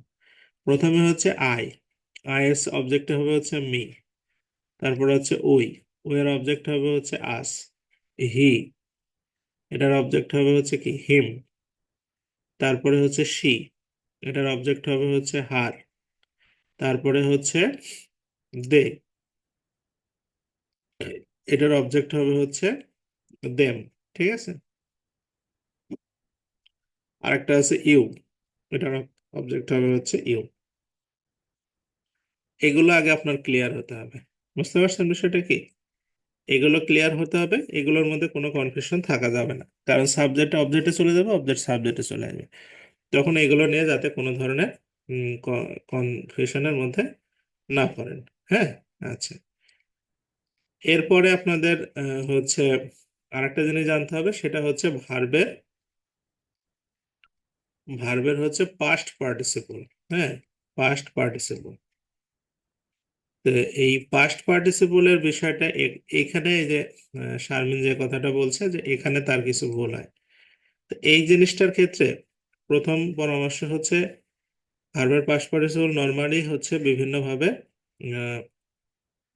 ইডি যোগ করে হয়, কিন্তু কিছু আছে যেগুলো অ্যাবনর্মাল। তো অ্যাবনর্মালে আমি একটা আপনাদের শীট দিয়ে দিব। এই ভার্বের পাস্ট পার্টিসিপল যেগুলা মানে আহ, একটু অন্যরকম, মানে কনফিউশন আইটেম, মনে রাখা কঠিন, মানে নর্মাল মতো না। এরকম একটা শীট আমি দিয়ে দেবো। হয়তো 30 থেকে 40টা ভার্ব থাকবে, যে ভার্বগুলো মানে অ্যাবনর্মাল ভাবে ওইটা হয়। বুঝতে পারছেন? বা কোনোটার নর্মাল ফর্মও যা, পাস্ট পার্টিসিপলও তাই, পাস্ট পারফেক্ট সবই তাই, এরকম থাকে, মানে যেগুলো ঝামেলাযুক্ত। এরকম একটা শীট আপনাদেরকে আমি দিয়ে দেবো নি। হ্যাঁ, তো এই শীটে আপনার মানে আর বাদ বাকিগুলো কি হবে, নর্মালি শুধু হচ্ছে ইডি যোগ করে দিলেই হয়ে যায়, সিম্পল ব্যাপার। ওইটা না, ওগুলো তো আপনার পরীক্ষায় মানে সমস্যা না। কিন্তু যেগুলো আপনার মুখস্থ হয়ে আছে, কিন্তু যেগুলো অ্যাবনর্মাল, সেই পাস্ট পার্টিসিপল গুলোর একটা শীট আপনাদেরকে আমি দিব, পাস্ট পার্টিসিপলটা জানতে হবে। আর একটা জিনিস গুরুত্বপূর্ণ, সেটা হচ্ছে প্রিপজিশন। তো এইগুলো নিয়ে আমাদের এখন আলোচনা হবে। আচ্ছা, যাই হোক, তাহলে প্রথমে আপনারা শুরু করবেন হচ্ছে উম, মানে এই যেগুলো বললাম এইগুলো এখানে আমাদের খুব একটা উম, মানে এই এত কিছু আলোচনা করার মানে এখানে আমি এখন শুরু করতেছি ক্লাস। এখন দেখেন এখানে কয়েকটা জিনিস আপনাদের আরো ভালোভাবে খেয়াল করবেন, সেটা হচ্ছে যখন ভয়েসটা চেঞ্জ করবেন তখন সাবজেক্ট ভার্ব বসানোর সময় তাদের সিঙ্গুলার নাম্বার না প্লুরাল নাম্বার এটা খেয়াল করে নেবেন, তাহলে আপনাদের জন্য সুবিধা হবে। আচ্ছা, এমন উদাহরণ দেই। এখানে একটা বাক্য দিচ্ছে, আপনার দেখেন, we don't like ideal people. এটাকে ভয়েস চেঞ্জ করতে বলছে, অর্থাৎ আমরা আইডিয়াল যে অলস লোক, এদেরকে আমরা পছন্দ করি না। তো এটার প্রথম কাজ হচ্ছে এটা সেগ্রিগেশন করা, সার্জারি করে আপনাকে বের করতে হবে যে এটা সাবজেক্ট কোনটা, অবজেক্ট কোনটা, ভার্ব কোনটা, কোন টেন্সে আছে, এইগুলো। তো এই বাক্যের সাবজেক্ট হচ্ছে উই, এটা হচ্ছে সাবজেক্ট। এই ডোন্ট লাইকটা হচ্ছে ভার্ব, এটা হচ্ছে ভার্ব, এটা হচ্ছে সাবজেক্ট। আইডিয়াল পিপলটা হচ্ছে আমাদের অবজেক্ট। হ্যাঁ, এই তিনটা আমাদের আগে সার্জারি করে বের করতে হবে, প্রথম কাজ। বুঝতে পারছেন? তো প্রথম এটা করার পরে আমাদের নিয়মটা কি? আমাদের নিয়মটা হচ্ছে অবজেক্টটাকে সাবজেক্ট বানাবো। তাহলে এখানে আইডিয়াল বা পিপলটা হচ্ছে আমাদের অবজেক্ট ছিল, এটাকে নিয়ে এসে আমরা এখানে সাবজেক্ট বানাই দিলাম। ওকে, আইডিয়াল পিপল। ক্লিয়ার সবার? সাবজেক্ট হয়ে গেল। এখন এখানে ভার্ব বসানোর আগে দুইটা বিষয় খুবই ঠান্ডা মাথায় ভাবতে হবে। একটা হচ্ছে যে এটা কোন টেন্সে আছে, আর একটা হচ্ছে এই সাবজেক্টটা সিঙ্গুলার না প্লুরাল। এইটা আপনি যদি বুঝতে ভুল করে ফেলেন তাহলে আপনার ওখানে ভুল হয়ে যাবে। ঠিক আছে, এটা কোন টেন্সে আছে, প্রেজেন্ট টেন্স, এটা সিঙ্গুলার না প্লুরাল? অবশ্যই এটা প্লুরাল। যখন আপনার এরম টাইপের ইয়ে থাকে, হ্যাঁ, মানে আইডিয়াল পিপল, ব্রেভ পিপল, এরকম যেগুলো অ্যাডজেক্টিভ থাকে সেগুলো, সেই যেমন এখানে লেখা আছে আইডিয়াল পিপল, কমন পিপল, এগুলো সবসময় কি হয়, প্লুরাল হয়। ঠিক আছে, অ্যাডজেক্টিভের পরে পিপল থাকলে সেটা প্লুরাল হয়। আচ্ছা, তাহলে আইডিয়াল পিপল প্লুরাল যেহেতু, তাহলে এখানে এম ইজ আর, যেহেতু এটা প্রেজেন্ট টেন্স ডোন্ট আছে, তাহলে এম ইজ আর এর মধ্যে আমরা আর বসাবো। আর যেহেতু এটা নেগেটিভ, সুতরাং আমরা হচ্ছে নট বসাবো, আর নট। হ্যাঁ, আর নট নেগেটিভ আছে, ডোন্টের জায়গায় আর নট। এবার ভার্ব আছে লাইক, তাহলে লাইকের কি বসাবো? Past participle. এরপরের কাজ হচ্ছে ভার্বের পাস্ট পার্টিসিপল বসানো, লাইকড। এরপরে একটা হচ্ছে প্রিপজিশন বসবে, সেটা বাই বসতে পারে, টু বসতে পারে, অ্যাড বসতে পারে। তো নর্মালি আমরা বাই বসাবো, আর টু অ্যাড কোথায় বসবে সেটা পরে দেখাবো। হুম, বাই বসবে, বসার পরে এই যে উই হচ্ছে আমাদের সাবজেক্ট ছিল, সেইটা নিয়ে এসে এখানে বসাবো, কিন্তু সেটা কোন ফর্মে? অবজেক্ট ফর্মে আস। এই হচ্ছে আমাদের ভয়েস সেন্স। তাহলে আপনাদের খেয়াল করতে হবে কোথায় কোথায় কি, বুঝতে পারছেন? মানে খেয়ালটা আমরা কোথায় কোথায় করব। হুম, মানে মনোযোগ দিয়ে কোথায় খেয়াল করতে হবে, এই জায়গাগুলো আপনাকে ফোকাসে রাখলে আপনার ভয়েসে ভুল হওয়ার কোনো ধরনের চান্স নাই। যেমন এই বাক্যটা আপনারা চেঞ্জ করেন তো দেখি, এই যে ক্যাট স্কিলস মাইস, এটার ভয়েসটা আপনারা চেঞ্জ করেন, করে লেখেন দেখি কমেন্ট বক্সে, আমি একটু চেক করি যে আসলে এখানে মানে কি সমস্যা, আমি একটু বুঝতে পারি কিনা।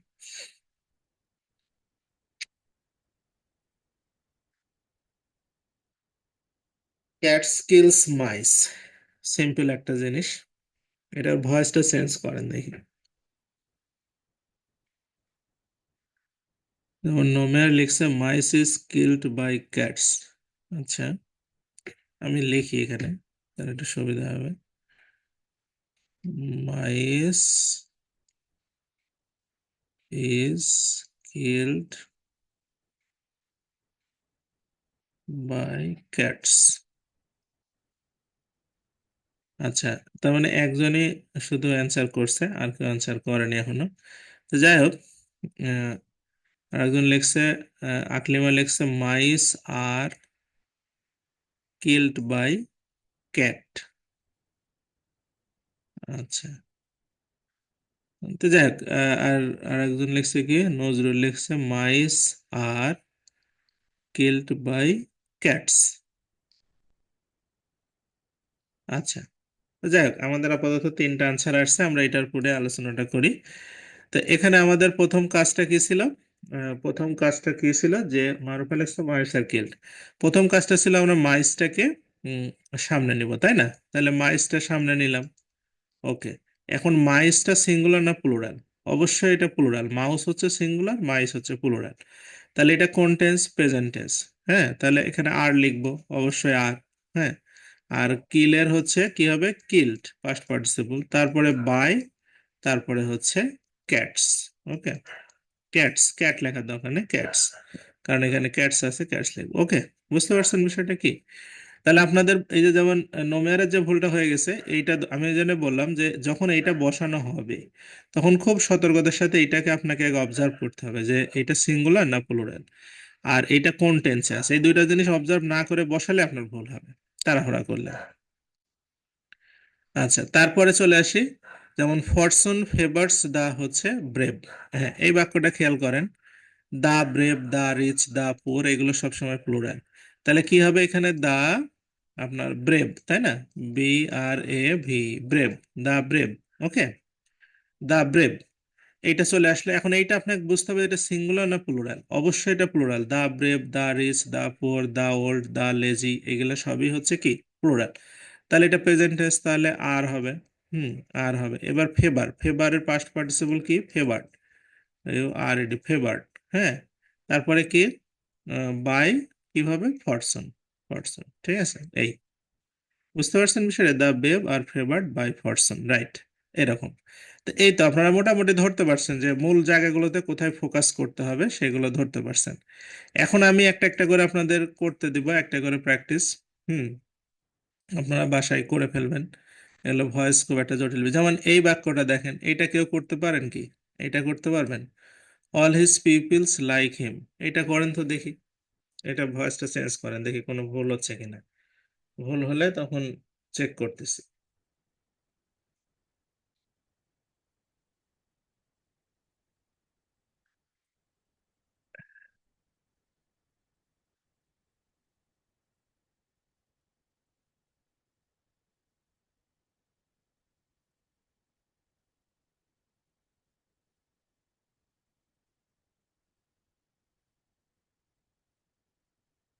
আচ্ছা, হ্যাঁ,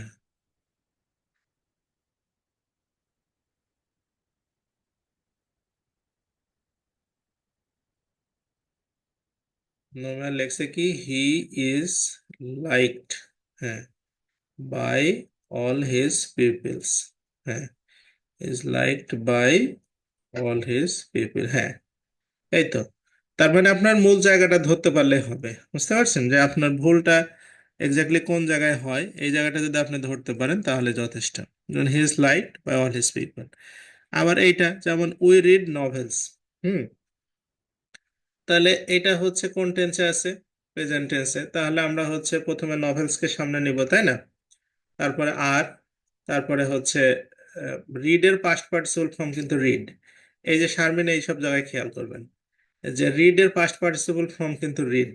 এইটা আপনাকে একটা আলাদা নোট করতে হবে, ঠিক আছে?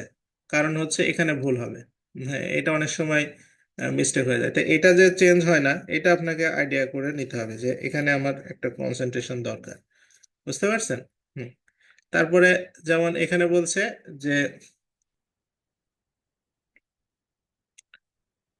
দাঁড়ান এটা মিশাই দিয়ে আগে,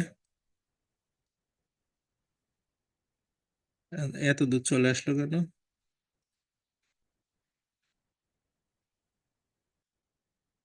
হ্যাঁ, এরপরে আমরা এইটাতে চলে যাব।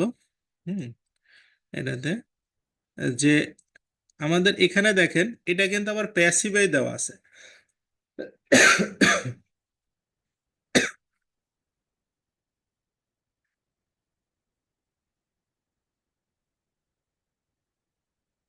হুম, তাহলে প্যাসিভে দেওয়া থাকা যায় থাক, এখানে তাহলে প্যাসিভে থাকলে এইটা হিটার সামনে আসবে নাকি?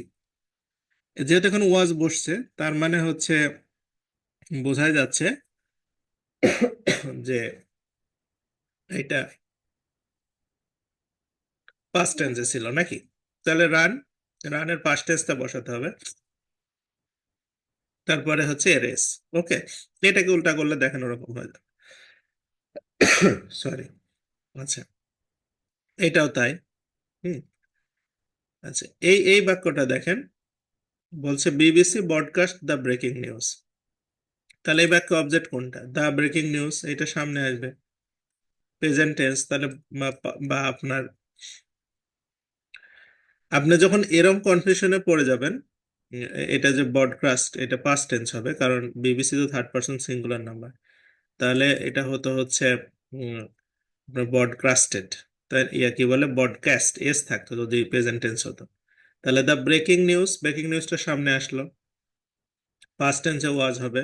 এই ব্রডকাস্টের পাস্ট পার্টিসিপল ফর্ম কিন্তু ব্রডকাস্টই, হ্যাঁ, বাই বিবিসি। এটা ভুল হয় অনেক সময়, এটা খেয়াল করবেন যে ব্রডকাস্টের পাস্ট পার্টিসিপল ফর্মটা কি। হ্যাঁ, হুম,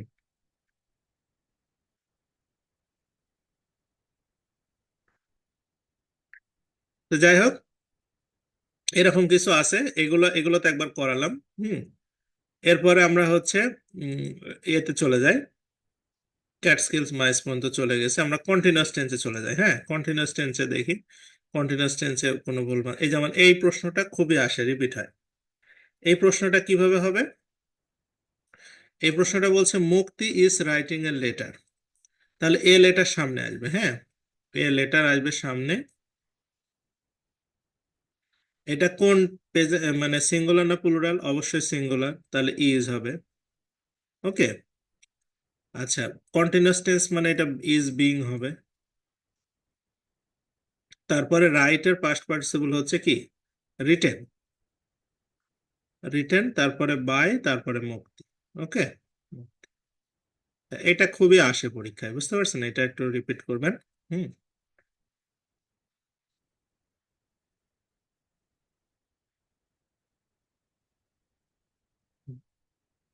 যেমন এখানে দে ওয়ার ফ্লাইং কাইটস,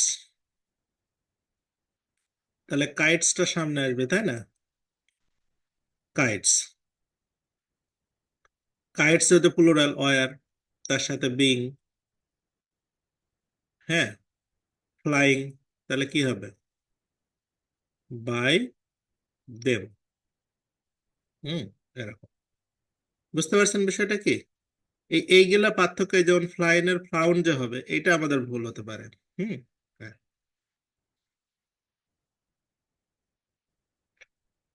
এরপরে আসি হচ্ছে পারফেক্ট টেন্সের গুলো। যেমন I had written the letter, এটা করতে পারেন কিনা দেখেন তো, I had written the letter, এটা প্যাসিভ করতে পারেন কিনা।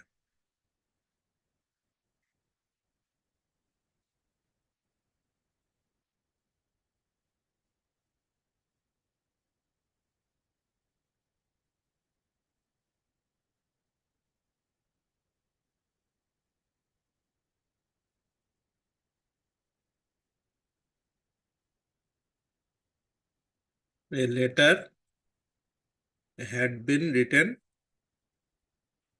এ লেটার না, the letter had been written by me. হ্যাঁ, একদম।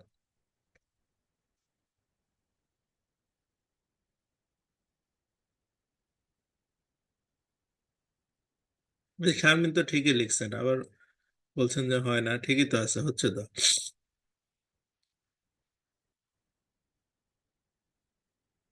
আচ্ছা, একটা পারফেক্ট টেন্সের একটা বিষয় আপনাদের বলি।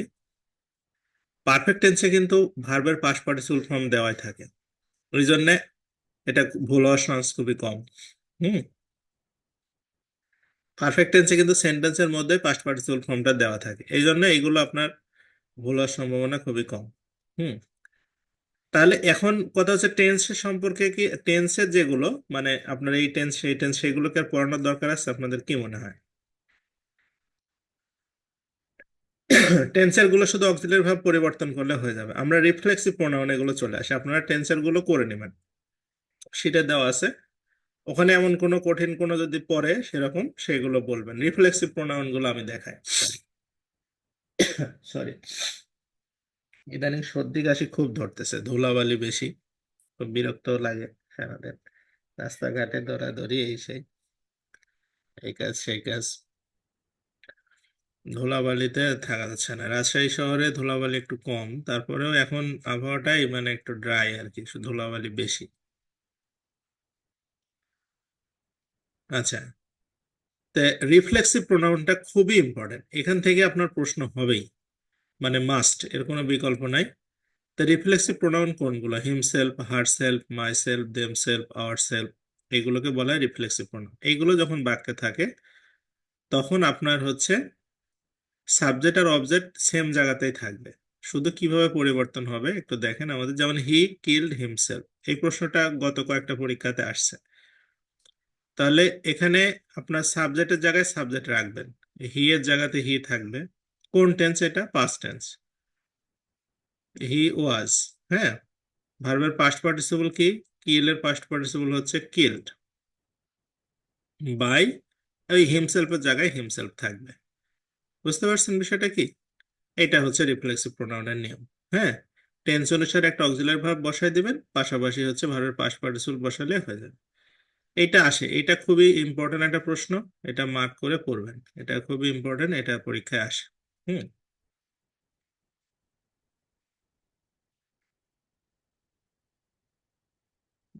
আচ্ছা, এইটা এইটা দেখি পারেন কিনা, করেন তো দেখি। এটা করেন, সবাই চেষ্টা করবেন, 14-15 জন আছেন, চেষ্টা করবেন। তাছাড়া পরীক্ষায় ক্লাসে মনোযোগ বাড়ানোর উপায় হচ্ছে এনগেজমেন্ট। হ্যাঁ। আপনি যদি চুপচাপ ঘুমান তাহলে তো ক্লাস করে কোনো লাভ না, শীতের মধ্যে অবশ্যই একটা অসুবিধা হয়। তো এটা পারেন কিনা দেখেন, ভুল হতে পারে, ভুল হলে ঠিক করে দেওয়া হবে।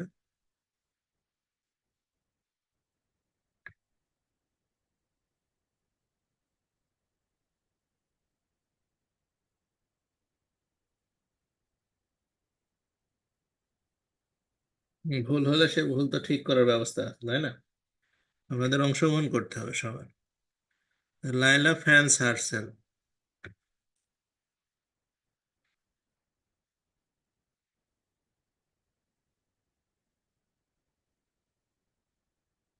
মনিরুল লেখছে কি শি আর ফ্যান্ড বাই হারসেলফ। আচ্ছা, শি ওয়াজ ফ্যান্ড বাই, না ওয়াজে তো যাবে না, কারণ এটা প্রেজেন্ট টেন্স আছে, প্রেজেন্ট টেন্সে তো ওয়াজে যাওয়ার কোনো প্রশ্নই ওঠে না। হুম। ওয়াজে কেন যাবে? এটা হচ্ছে আপনার আহ, নজরুল লেখছে। আচ্ছা যাই হোক, যেমন আমরা এখানে লাইলাটা প্রথমে লাইলাই থাকবে, তাই না? যেটা প্রেজেন্ট টেন্স, তাহলে ইজ হবে অবশ্যই। ফ্যান মানে কাউকে বাতাস করা, হ্যাঁ, তাহলে এটার হচ্ছে ফ্যান ইডি যোগ করলে হবে। হ্যাঁ, বাই হার্টসেলফ, এই তো। ওকে, হার্টসেলফ।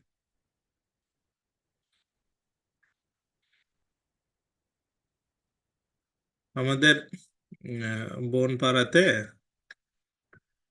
এই বনপাড়া আপনারা চিনা না চিনলে ইয়ে না, নাটোরের একটা পৌরসভা। তো এই যারা পাবনা, খুলনা এই অঞ্চলের মানুষ, তারা রাজশাহী আসতে হলে বনপাড়া চিনে অনেকেই। বা ঢাকা রাজশাহী যে বনপাড়া বাইপাস আছে, চিনে, সব অনেকেই চিনে। বনপাড়াতে ওখানে একটা ঘটনা ঘটছিল, আপনারা সবাই অনলাইনে দেখছেন হয়তো। ওই একটা স্টুডেন্টের সাথে একটা ম্যাডামের, বনপাড়া মানে মহিলা কলেজের একটা ম্যাডামের বিয়ে হয়েছিল। হুম। তো এটা নিয়ে ব্যাপক সমালোচনা ছিল কিছুদিন, যে স্টুডেন্টের সাথে টিচারের বিয়ে। মানে ওই মহিলা আসলে, ওনার ডিভোর্স ছিল এবং উনি খুব হতাশ ছিল। পরে যাই হোক, উনি একটা বিবাহ করছিল। সাংবাদিকরা ধরেন এইগুলো খবরে তো খুব মজা পায় আর কি। পরে ওই ছেলেটার একটা ইন্টারভিউ নিছিল। সেই ছেলেটা তখন একটা কথা বলছিল যে, সাংবাদিকরা জিজ্ঞেস করছিল যে আপনাদের নিয়ে অনেকে অনেক খারাপ মন্তব্য করে, তা আপনারা আসলে এটা ব্যাপারে কি বলতে চান?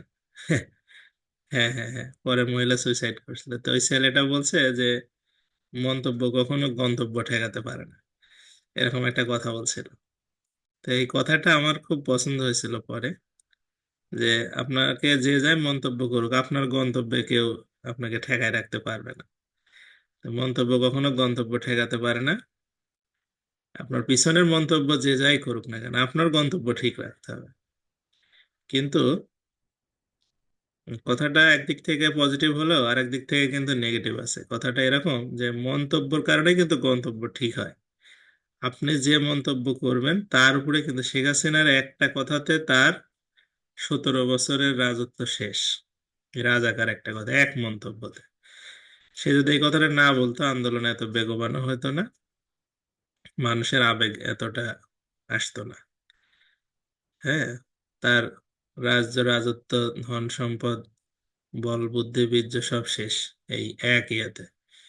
বুঝতে পারছেন? এই জন্য কথা বলার সময় খুবই হোঁশ করে কথা বলবেন। মানে যার সাথে কথা বলেন, সে ছোট হোক বড় হোক, ধনী হোক গরিব হোক, কাউকে তুচ্ছ তাচ্ছিল্য করে বা আজে বাজে কোনো মন্তব্য কেউ করতে যাবে না, তাহলে আপনার গন্তব্য নিয়ে বিপদ হয়ে যাবে। আমাদের ক্যাডারের 7 জনের চাকরি চলে গেছে এই বিগত 3 মাসে, এই আজে বাজে মন্তব্য করার কারণে ফেসবুকে। হুম। তো যাই হোক, সবার মানে এটা উদাহরণস্বরূপ বললাম, তো ওই জন্য মানে মন্তব্য খুব ডেঞ্জারাস জিনিস।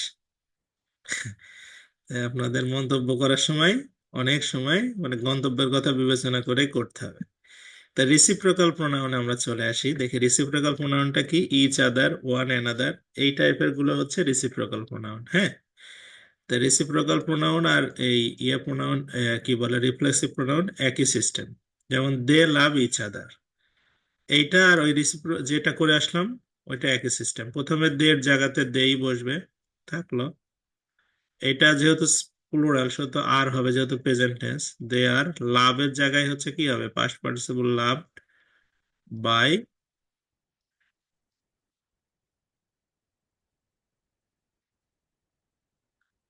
বুঝছেন সেটা কি? খুবই সিম্পল ব্যাপার। মানে এই জায়গাতে এই থাকবে, এই জায়গাতে এই থাকবে, শুধু এখানে টেন্স অনুসারে অক্সিলারি ভার্ব বসাবেন আর পাস্ট পার্টিসিপল বসালে হয়ে যাচ্ছে।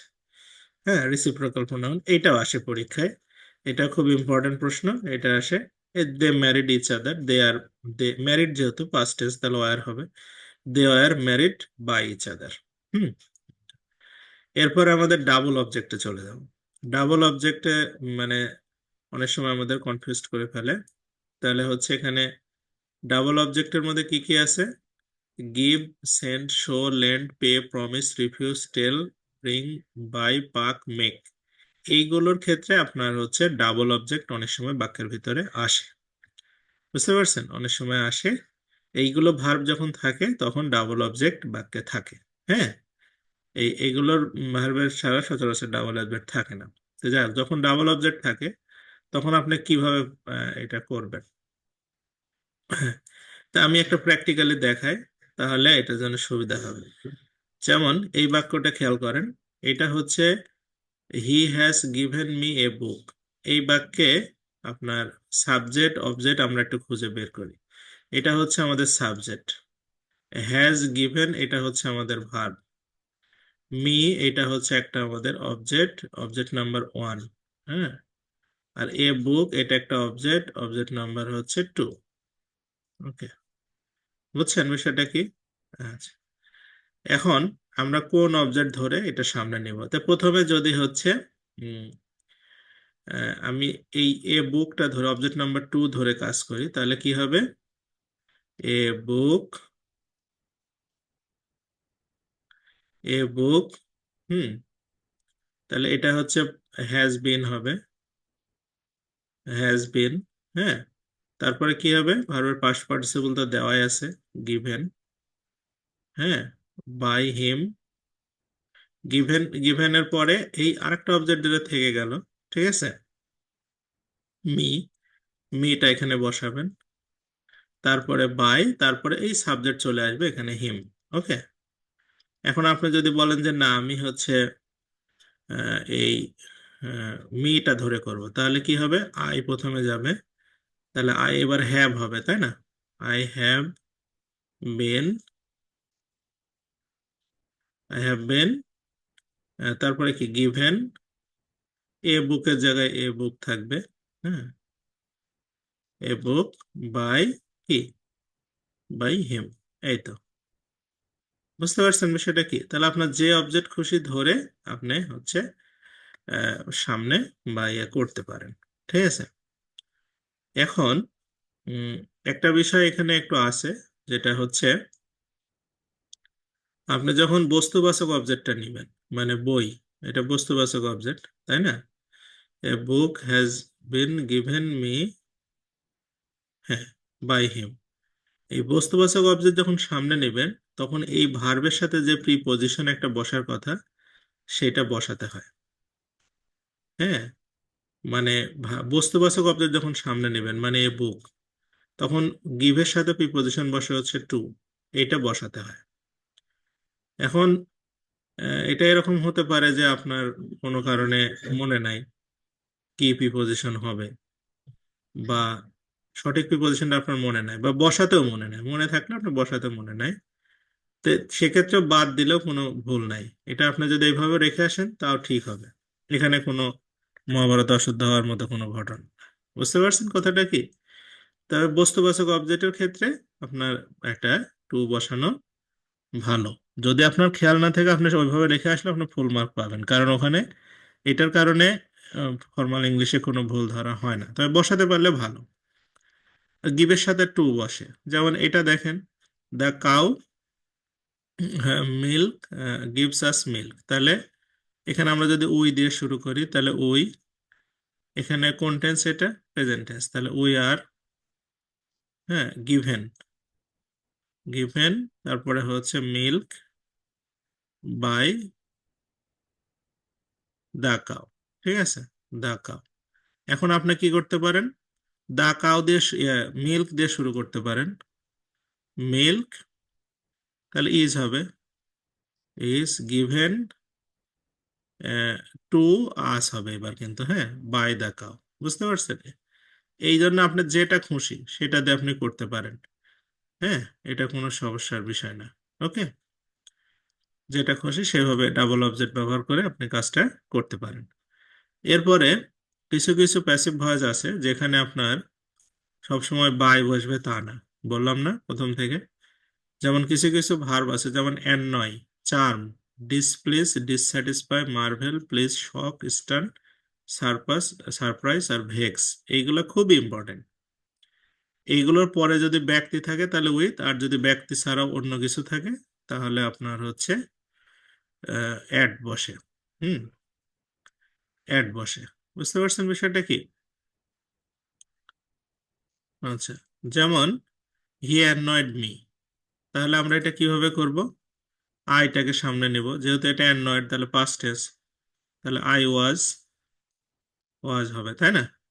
তারপর অ্যানয়েড, হ্যাঁ, এবার কি আমরা বাই মি লিখবো? না, অ্যানয়েড এর পরে হচ্ছে আমরা কি লিখবো, অ্যাট না উইথ? অবশ্যই এর পরে বসাতে হবে আমাদের কি, হিম।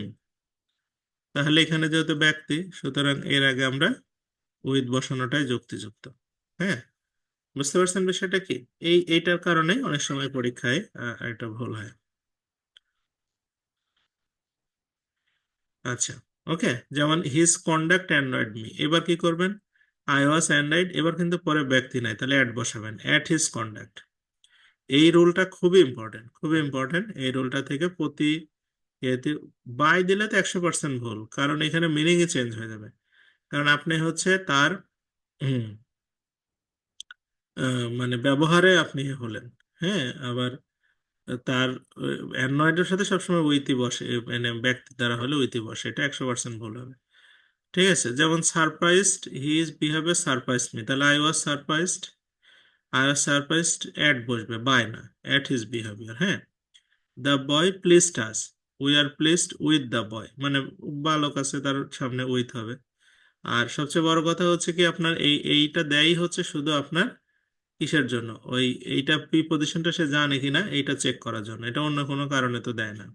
এই ভয়েসটা দেয় শুধু আপনার প্রিপজিশনের নলেজ ভালো আছে কিনা এটা চেক করার জন্য। সেই প্রিপজিশনে যদি ভুল হয় তাহলে ডেফিনেটলি এটা আপনার কেটে দেবে।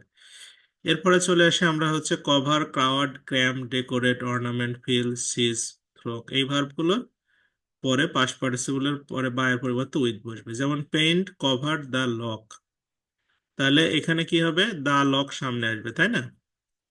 দা লক, দা লক, হ্যাঁ, কভার্ড পাস্ট টেন্স, তাহলে ওয়াজ কাভার্ড, কাভার্ড বাই না লিখে কি লিখবো, এবার উইথ লিখবো। হ্যাঁ, উইথ পেইন্ট। বুঝতে পারছেন? এটা একটু খেয়াল করতে হবে, এইগুলোই পার্থক্য, তাছাড়া ইন জেনারেলি তেমন কোনো পার্থক্য নাই। হুম। আর এই যে এখানে একটা প্রিপজিশন আছে ইন, যা কয়টা ভার্ব, কন্টেন, এমবডি, ইনক্লুড আর সাবসিম, এই ভার্বগুলোর পরে ইন হবে। যেমন এখানে দেখেন, my teacher embodies all the good qualities, তাহলে all the good qualities subject সামনে দিলাম, আর এমবডিড ইন মাই টিচার হবে, বাই মায়ো না, উইথ মায়ো না, অ্যাট মায়ো না। ওকে, এই বুঝতে পারছেন বিষয়টা কি? এইগুলো আপনারা আজকে প্র্যাকটিস করেন। আর এই নোটা দেখাই দিয়ে আমরা হচ্ছে আগামী দিন ইম্পারেটিভ সেন্টেন্স থেকে শুরু করবো আশা করি। বলছে প্যাসিভ ভয়েসের নোন এর পরে টু বসবে। হ্যাঁ, ওরিড এর পরে অ্যাবাউট বসবে। আচ্ছা, যেমন ডু ইউ নো দেম, তাহলে কি হবে, নোন বাই ইউ না, known to you, past participle পরে নোন টু ইউ। যেমন হিজ বিহেভিয়ার ওরিড আস, তাহলে ওরিড বাই, মানে বাই হিজ বিহেভিয়ার না, এটা ওরিড অ্যাবাউট হিজ বিহেভিয়ার হবে। ঠিক আছে, এই প্রিপজিশনের পার্থক্য। আচ্ছা, আর গ্রুপ ভার্ব যদি থাকে, কোনো সময় যদি আপনার গ্রুপ ভার্ব থাকে, তাহলে গ্রুপ ভার্ব কিন্তু তার সাথে সাথেই চলবে, বুঝছেন? এটা কিন্তু চেঞ্জ হবে না। যেমন টেক কেয়ার অফ হেলথ, এটা যদি আপনি ভয়েস চেঞ্জ করেন। আচ্ছা, আরেকটা বাক্য দেখায়, তার এইটা দেখেন, ওইটা তো ইম্পারেটিভ ভুল হতে পারে। যেমন হি লাভড অ্যাট মি, তাহলে এটা হবে আই প্রথমে, পাস্ট টেন্স আছে ওয়াজ হবে, তারপরে লাভড অ্যাট একসাথেই হবে। হ্যাঁ, এটা কিন্তু চেঞ্জ হবে না, এটা যেহেতু লাভড অ্যাট মানে উপহাস করা, লাভড অ্যাট, তারপরে কি হবে, বাই হিম। বুঝতে পারছেন? এখন অনেকে বলতে পারে স্যার দুইটা প্রিপজিশন পাশাপাশি হলো, হতেই পারে, এটা কোনো সমস্যা না, ওটা গ্রুপ ভার্বের প্রিপজিশন। ঠিক আছে, বুঝতে পারছেন বিষয়টা কি? এই আর কি, আহ, এই যে এইগুলো একটু দেখবেন আজকে, মানে প্র্যাকটিস করবেন। এইগুলো শেষ করে আমরা কালকে এই ক্যান কুড থেকে, মডেল ভার্ব থেকে শুরু করব। হ্যাঁ, মডেল ভার্ব থেকে আমাদের আহ, বেশি আর ইয়ে নাই, একদিনে একটু সময় বেশি কালকে তো ইয়ার অঙ্ক কম আছে। মডেল ভার্ব থেকে আমরা ভয়েস গুলো আশা করি আগামী ক্লাসে শেষ করতে পারবো। তারপরে আপনাদের আমি 50টা ভয়েস প্র্যাকটিস করতে দিব। মানে এইগুলো মানে শীটের বাইরে 50টা ভয়েস দেব, অ্যাসাইনমেন্টের কাজ 50টা ভয়েস করলে যত ধরনের আপনার ভয়েসের সমস্যা হয় সেগুলো সবের মধ্যে পেয়ে যাবেন। আর শিটে যেগুলো দেওয়া থাকবে, শিটে প্রত্যেকটায় ভয়েসে প্র্যাকটিস করবেন, শিটের, হ্যাঁ, কোনো কিছু যাতে বাদ না যায়।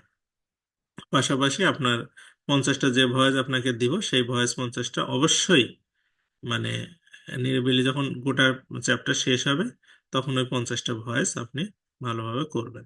ঠিক আছে, তাহলে আপনার ভয়েস হয়ে যাবে।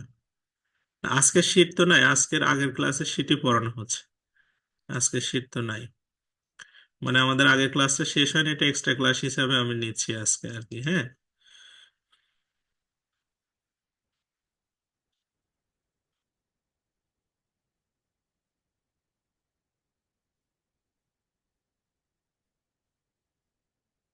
এই জন্য আমি আজকে শীট ওইভাবে দেইনি।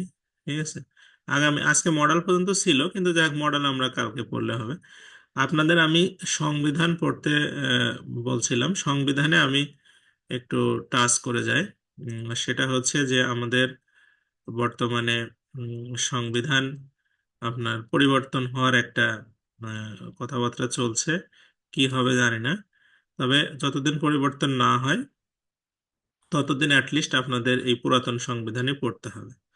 ঠিক আছে, তাই আমাদের বাংলাদেশের সংবিধানের আপনার আহ, প্রথম যখন দেশ স্বাধীন হলো 1971 সালের 16ই ডিসেম্বর, যদিও বা কিছু লোকজন বলতেছে নাকি 16ই ডিসেম্বর স্বাধীনতা দিবস ঠিক হয় না, আবার নাকি চেঞ্জ করতে হবে।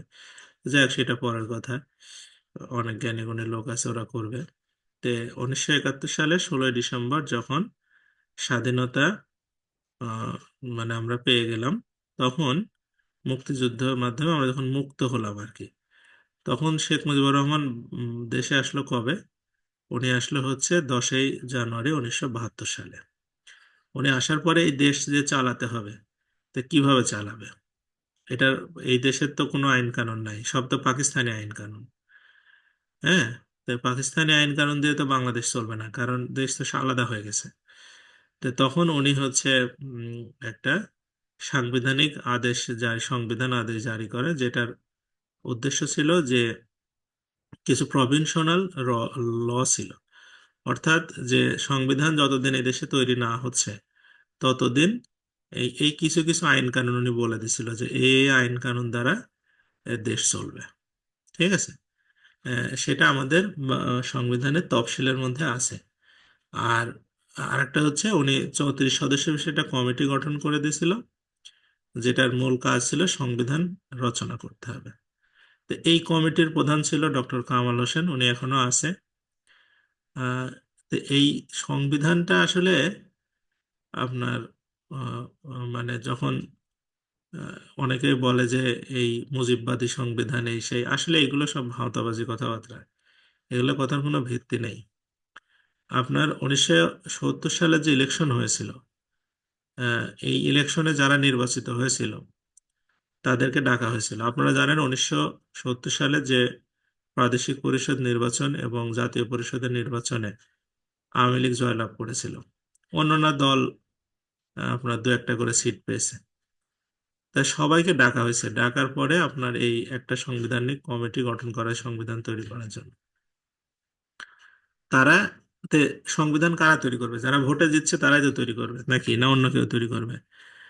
তো তাদেরকে ডেকে সংবিধান প্রণয়ন কমিটি গঠন করা হয়, 34 সদস্য বিশিষ্ট, যার প্রধান ছিল ডক্টর কামাল হোসেন।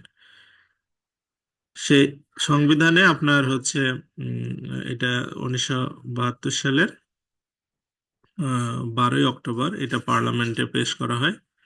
4ঠা নভেম্বর হচ্ছে আপনার এটা পার্লামেন্টে পাশ হয়, এবং 16ই ডিসেম্বর 1972 সাল থেকে এটাকে কার্যকর করা হয়।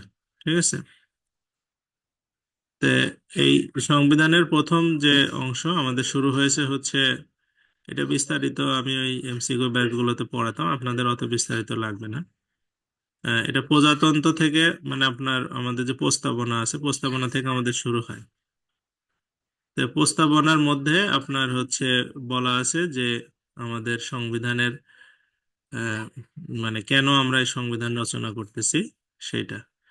আর আমাদের প্রথম যে অংশ সেটা হচ্ছে প্রজাতন্ত্র প্রথম ভাগ, সেই প্রজাতন্ত্রের ভিতরে আপনার বাংলাদেশের নাম বলা আছে গণপ্রজাতন্ত্রী বাংলাদেশ, যেটা এখন নাকি চেঞ্জ হবে। হ্যাঁ, পিপলস রিপাবলিক অফ বাংলাদেশ। হুম। এটা নাকি ঠিকই থাকবে, শুধু বাংলাটা চেঞ্জ হবে। আসলে হওয়ার কথা ছিল বাংলা অনুসারে ইংরেজি হওয়ার কথা ছিল, কিন্তু এখন দেখি ইংরেজি অনুসারে বাংলা হয়। যাই হোক, যারা সংবিধান বিশেষজ্ঞ তারা ভালো বুঝবে। তে বাংলাদেশের বর্তমান সাংবিধানিক নাম হচ্ছে the People's Republic of Bangladesh.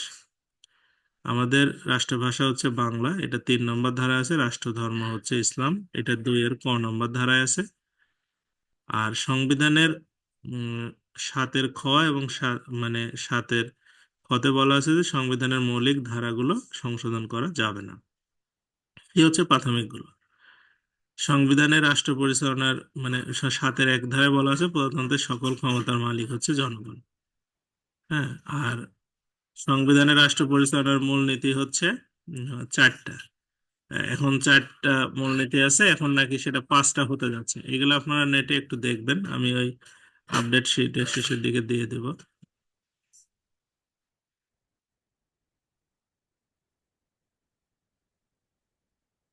হচ্ছে 4টা মূলনীতি হচ্ছে জাতীয়তাবাদ, সমাজতন্ত্র, শোষণ মুক্তি, গণতন্ত্র, মানবাধিকার, ধর্মনিরপেক্ষতা আর ধর্মীয় স্বাধীনতা।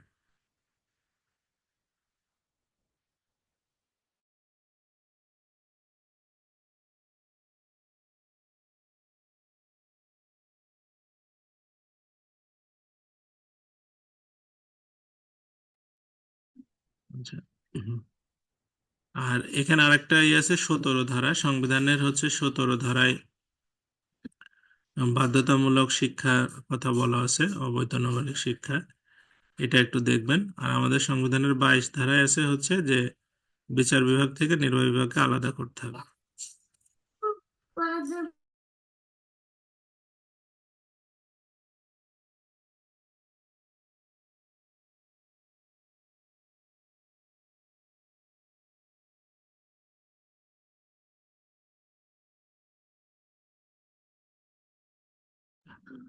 এরপরে হচ্ছে আপনার 27 ধারায় বলা হয়েছে যে সকল নাগরিক আইনের দৃষ্টিতে সমান। হ্যাঁ।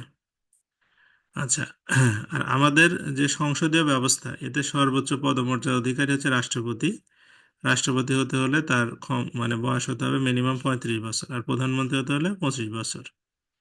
বাংলাদেশের সশস্ত্র বাহিনীর সুপ্রিম কমান্ড হচ্ছে রাষ্ট্রপতি। আর সরকারের প্রধান আইন কর্মকর্তার নাম হচ্ছে অ্যাটর্নি জেনারেল। এই প্রশ্নটা ইদানিং আসে যে অ্যাটর্নি জেনারেল কোন বিভাগে। আমাদের 3টা বিভাগ আছে, আপনাকে এটাকে ভালো করে বুঝতে হবে। একটা হচ্ছে নির্বাহী বিভাগ, একটা হচ্ছে বিচার বিভাগ, একটা হচ্ছে আইন বিভাগ। হ্যাঁ। এই একটা রাষ্ট্র পরিচালনার 3টা অর্গান থাকে। এই 3টা অর্গানের মধ্যে সমন্বয় করে রাষ্ট্র পরিচালনা করতে হয়। তো প্রথমে আপনাকে সবার শুরুতে বুঝতে হবে হচ্ছে আইন বিভাগ কি। আইন বিভাগ হচ্ছে যারা আইন তৈরি করে। আমাদের সংবিধানে আইন তৈরি করার ক্ষমতা দেওয়া হয়েছে হচ্ছে সংসদ সদস্যদের। অর্থাৎ সংসদে 300 জন, 300টা নির্বাচিত আসন, আর নারী আসন 50টা সংরক্ষিত। এই মোট হচ্ছে 350টা আসন হবে। এই 350 জন এমপি থাকবে পার্লামেন্টে। এই 350 জন এমপির মানে মিটিং হবে কোথায়? জাতীয় সংসদে। সেটা সভাপতি হচ্ছে স্পিকার। হুম। মানে এবং এই আইন বিভাগ আহ, হচ্ছে 300 জন এমপি এবং হচ্ছে আহ, মানে কে নিয়ে গঠিত হবে আইন বিভাগ। বুঝতে পারছেন? আইন বিভাগে আর কেউ থাকবে না। এদের মূল কাজ কি? এদের মূল কাজ হচ্ছে দেশের মানে পরিচালনার জন্য জুৎসই আইন প্রণয়ন করা। বুঝতে পারছেন আইন বিভাগের কাঠামোটা কি? এদের সহযোগিতা করার জন্য আপনার সংসদীয় কমিটি থাকবে। হ্যাঁ। যারা আইন প্রণয়নের যৌক্তিকতা যাচাই বাছাই করে, তারা এই সংসদ সদস্য মানে মন্ত্রণালয়ের যে যিনি আইন মানে সংসদে উত্থাপন করবেন তাদেরকে হেল্প করবে। বুঝতে পারছেন? তো আইন যখন প্রণয়ন করা হয় তখন একটা প্রাথমিক খসড়া তৈরি করা হয়। স্পিকার নির্বাচিত হয় হচ্ছে ওই সংসদ সদস্যদের মাধ্যমে।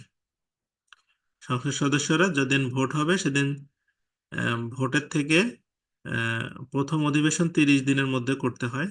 এই 30 দিনের প্রথম দিন যখন অধিবেশন বসবে, তখন সবার শুরুর কাজ হবে একজন স্পিকার নির্বাচিত করা, একজন ডেপুটি স্পিকার নির্বাচিত করা। এইটা করে তখন সংসদ অধিবেশন শুরু হবে। হ্যাঁ, সংসদ সদস্যরা এটা করবে। আচ্ছা, এখন আপনার আহ, মানে এই আইন এরা প্রণয়ন করে। হ্যাঁ, তো এই হচ্ছে আইন প্রণয়ন করবে। এখন এই আইনটা যখন খসড়া আকারে লেখা হবে তখন এটার নাম হবে বিল। হ্যাঁ, আর এটা যখন পাশ হবে রাষ্ট্রপতির কাছে যাবে, রাষ্ট্রপতি যখন স্বাক্ষর করবে, রাষ্ট্রপতিকে স্বাক্ষরের জন্য সময় দেওয়া হবে কয়দিন? 15 দিন। 15 দিনের মধ্যে উনি স্বাক্ষর করবে অথবা এটা ফেরত পাঠাবে। যদি উনি ফেরত পাঠায় সংসদে, সংসদ যদি মনে করে এটা সংশোধন করার দরকার আছে তাহলে করবে। আর যদি মনে করে দরকার নেই তাহলে আবার রাষ্ট্রপতির কাছে পাঠানো হবে। রাষ্ট্রপতি এবার সময় পাবে 7 দিন। 7 দিনের মধ্যে উনি যদি বিলে সই করে করবে, যদি না করে তাহলে ধরে নেওয়া হবে উনি সই করেছে।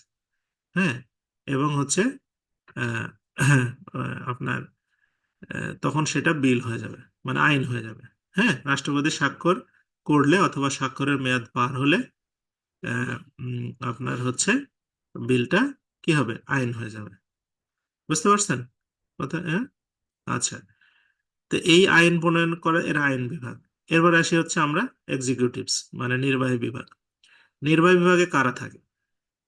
নির্বাহী বিভাগে থাকবে হচ্ছে আপনার মানে প্রধানমন্ত্রী, তারপরে হচ্ছে মন্ত্রী, তারপরে হচ্ছে আপনার সরকারি কর্মচারী। হ্যাঁ, মানে সচিব থেকে শুরু করে ঝাড়ুদার পর্যন্ত সকল সরকারি কর্মচারী। তারপরে হচ্ছে রাষ্ট্রপতি। হুম, রাষ্ট্রপতি থাকবে, রাষ্ট্রপতির অধীনে যেসব কর্মচারী, মানে সচিবালয় সহ। আর হচ্ছে আপনার আর্মি টার্মি সবই তো রাষ্ট্রপতির অধীনে। আর্মি চিফ টিফ যা আছে সবাই এরা, মানে সেনা নৌ বিমান বাহিনী সবকিছু, যত বাহিনী আছে সবই এরা এই এক্সিকিউটিভের মধ্যে। তারপরে থাকবে হচ্ছে আপনার প্রেসিডেন্ট রিজেক্ট করতে চাইলে, না, প্রেসিডেন্ট রিজেক্ট করতে পারে না কোনো বিল। প্রেসিডেন্টের রিজেক্ট করার ক্ষমতা নেই। প্রেসিডেন্ট হচ্ছে সংশোধনী দিতে পারে।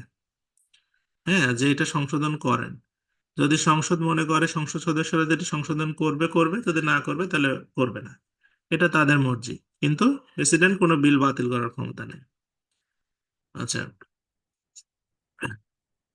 তো এখন আপনার হচ্ছে এগুলো থাকবে। তারপরে এদের অধীনে থাকে স্থানীয় শাসন, যে মেম্বার, চেয়ারম্যান, সিটি কর্পোরেশন, হ্যান ত্যান যেগুলো সবই নির্বাহী বিভাগের অধীনে।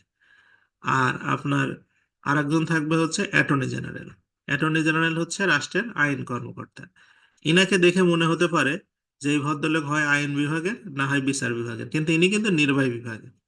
বুঝতে পারছেন কথা? কারণ কি, ইনি হচ্ছে সরকারের আইন কর্মকর্তা, মানে প্রধানমন্ত্রীর অধীনে ইনি হচ্ছে, মানে রাষ্ট্রপতির অধীনে পরিচালিত হয়। অ্যাটর্নি জেনারেল একমাত্র চাকরি যার কোনো বেতন স্কেল নাই, যার কোনো মেয়াদ নাই।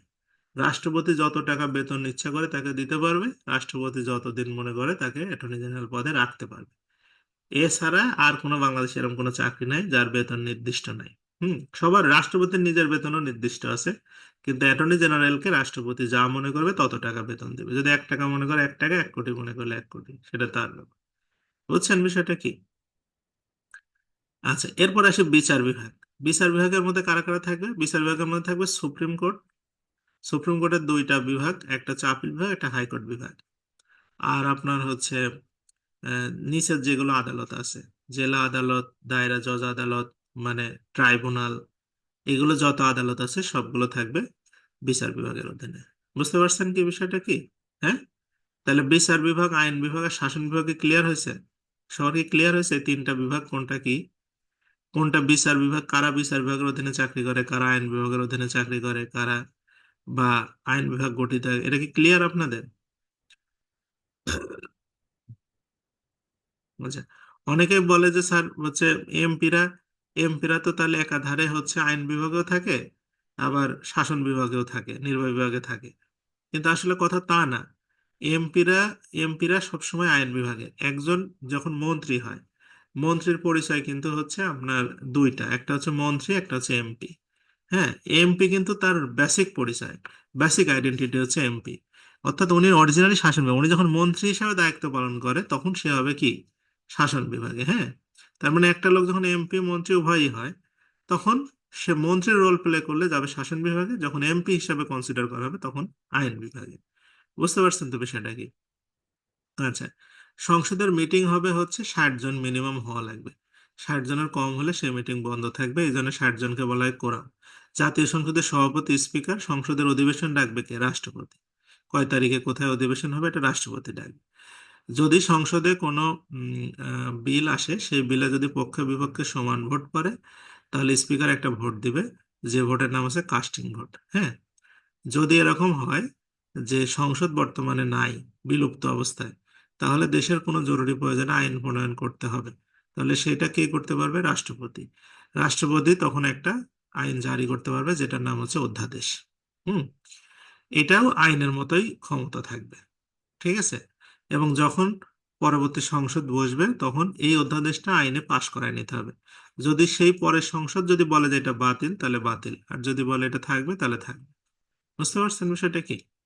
আচ্ছা, এরপরে আসি সুপ্রিম কোর্টের যারা বিচারক হবে, এদের নিয়োগ দিবে কে? রাষ্ট্রপতি। বাংলাদেশের সাংবিধানিক যে প্রতিষ্ঠানগুলো আছে, সেগুলো সবগুলোই রাষ্ট্রপতি নিয়োগ দেবে। যেমন সুপ্রিম কোর্ট, আপনার হচ্ছে মহাহিসাব রক্ষক নিয়ন্ত্রকের কার্যালয়, নির্বাচন কমিশন, তারপরে পিএসসি, সরকারি কর্ম কমিশন যেটা, এইগুলো সবগুলোই কে নিয়োগ দেবে? রাষ্ট্রপতি।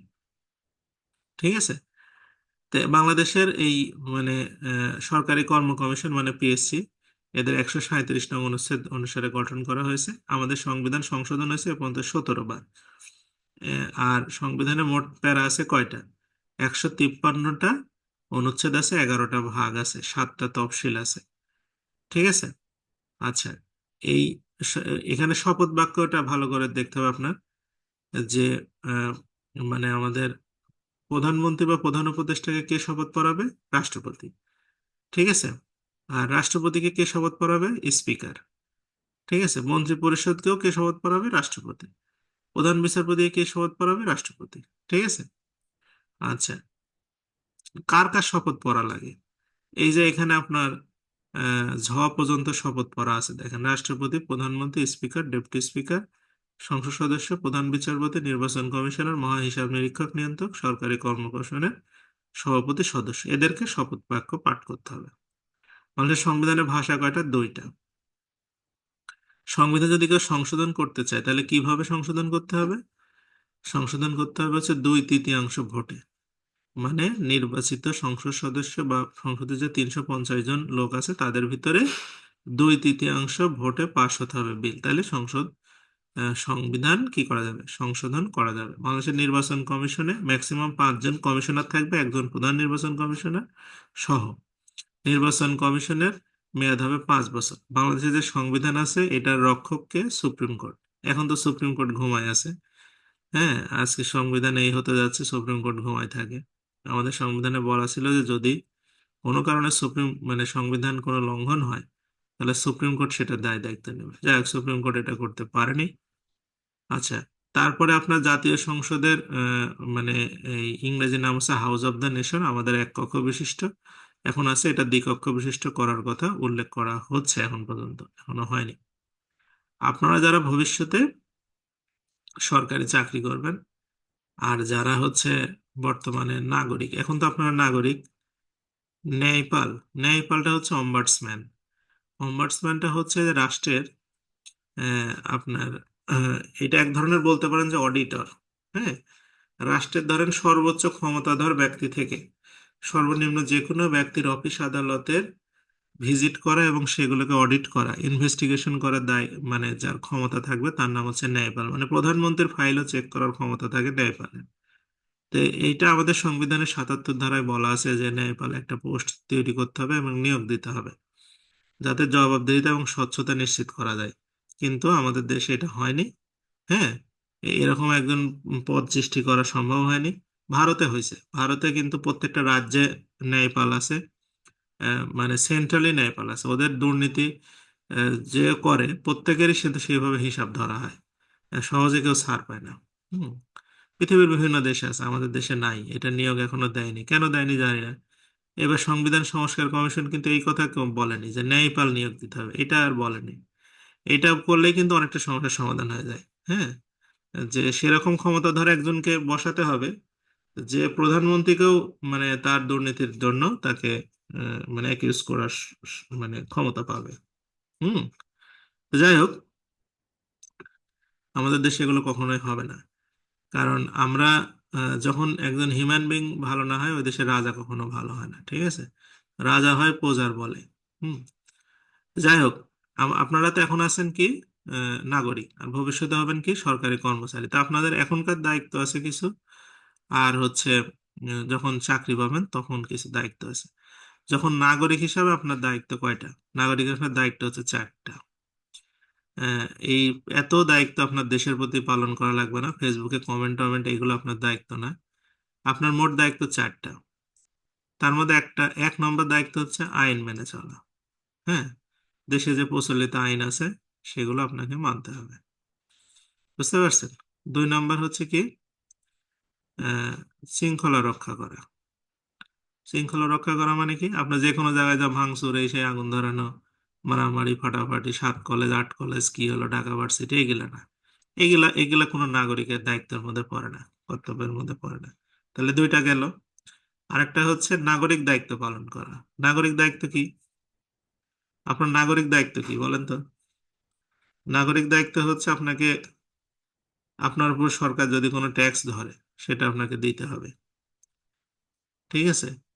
বা যদি আপনাকে সরকার ডাকে সেনাবাহিনীতে যাওয়ার জন্য, যে চলেন একটু আমাদের যুদ্ধ করা লাগে, যাইতে হবে, এটা আপনার নাগরিক দায়িত্ব, ঠিক আছে? বা আপনার বিবেক থেকে যে নাগরিক দায়িত্বগুলো আসে, রাস্তায় ময়লা ফেলবেন না, এটা আপনার নাগরিক দায়িত্ব। হ্যাঁ, গাছ কেটে নষ্ট করবেন না, এটা আপনার নাগরিক দায়িত্ব। যেখানে সেখানে আপনার ধুলাবালি উড়াবেন না, এগুলো নাগরিক, এগুলো হচ্ছে নাগরিক দায়িত্ব। আর একটা দায়িত্ব আছে কি, জাতীয় সম্পত্তি রক্ষা করা। আপনার যে দেশে যে জাতীয় সম্পত্তি আছে, অর্থাৎ সরকারি সম্পত্তি যেগুলো আছে, এগুলো আপনার সম্পত্তি মনে করে এগুলোকে রক্ষা করতে হবে। কেউ যদি নষ্ট করে তাকে ঠেকাতে হবে, নিজে তো নষ্ট করা যাবেই না। হুম। এগুলো যদি কেউ নষ্ট করতে হয় তার বিরুদ্ধে আপনার প্রতিরোধ করে তুলতে হবে। এই হচ্ছে আপনার 4টা দায়িত্ব। As a citizen of the country you have only 4 duties. হ্যাঁ, আর কোনো কাজ নাই। কি কি ডিউটির কথা বললাম? যে just obey the law, maintain the discipline, and obey the public duties, and finally protect the national property. এই 4টা।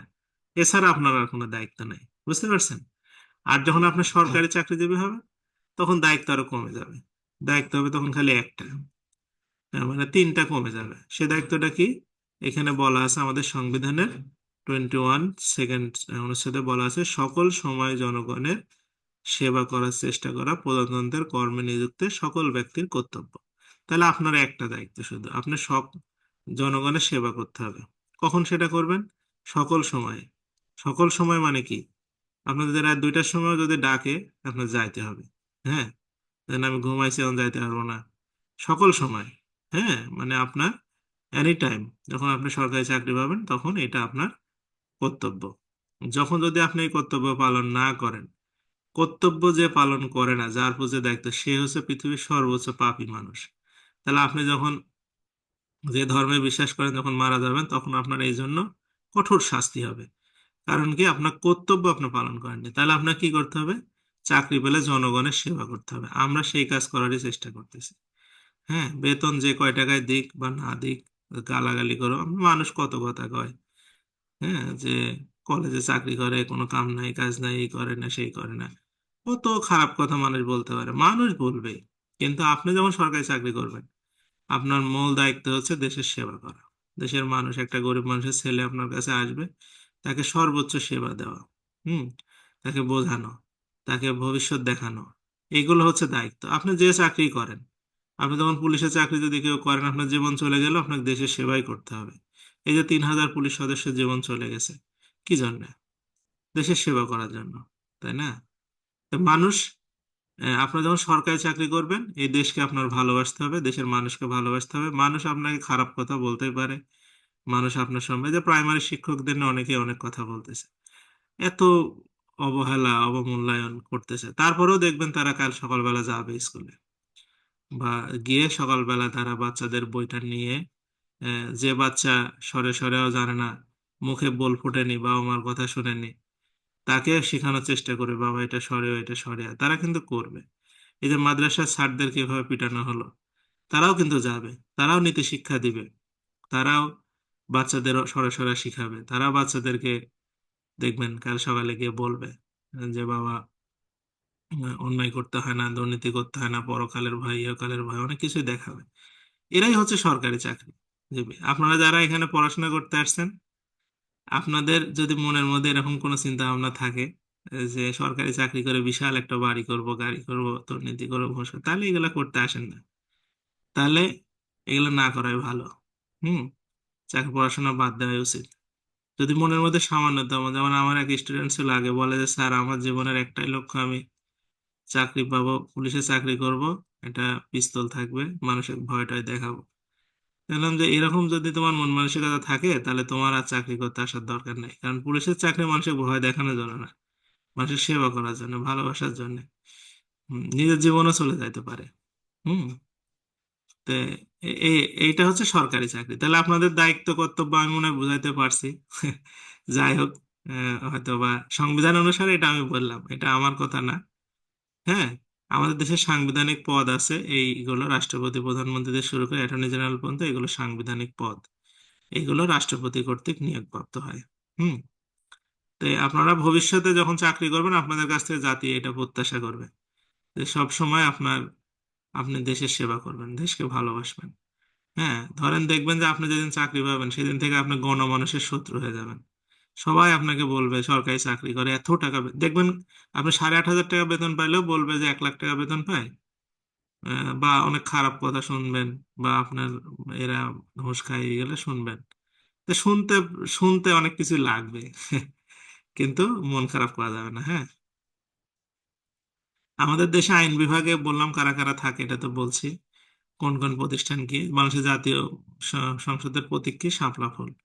আমাদের সংসদের আসন হয়ে বা চেঞ্জ হয়ে যাবে, পরীক্ষা যতদিন চেঞ্জ না হয় এগুলোই পড়তে থাকেন কোন বিভাগে কয়টা আসন আছে।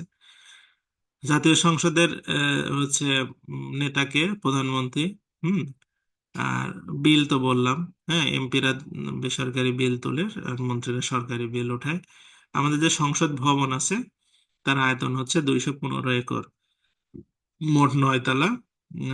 মেম্বারদের জন্য সিট আছে 354টা, অতিথির জন্য আছে 56টা, সাংবাদিকের জন্য 80টা, দর্শকের জন্য 430টা সিট আছে। এই পর্যন্ত আপনারা আজকের পড়া। হ্যাঁ। এইগুলো 9 নম্বরের আমরা লেকচারের একটা, মানে যেটুকু বাকি ছিল সেটুকু আমরা আজকে পড়লাম। আগামী ক্লাসে আমরা ভয়েস আর এইটা শেষ করব, আর আপনাদের ওই প্রথম একটা অ্যাসাইনমেন্ট দিয়ে দেবো, ওইগুলো বাসায় বসে বসে করবেন যতটুকু সময় থাকে। ঠিক আছে?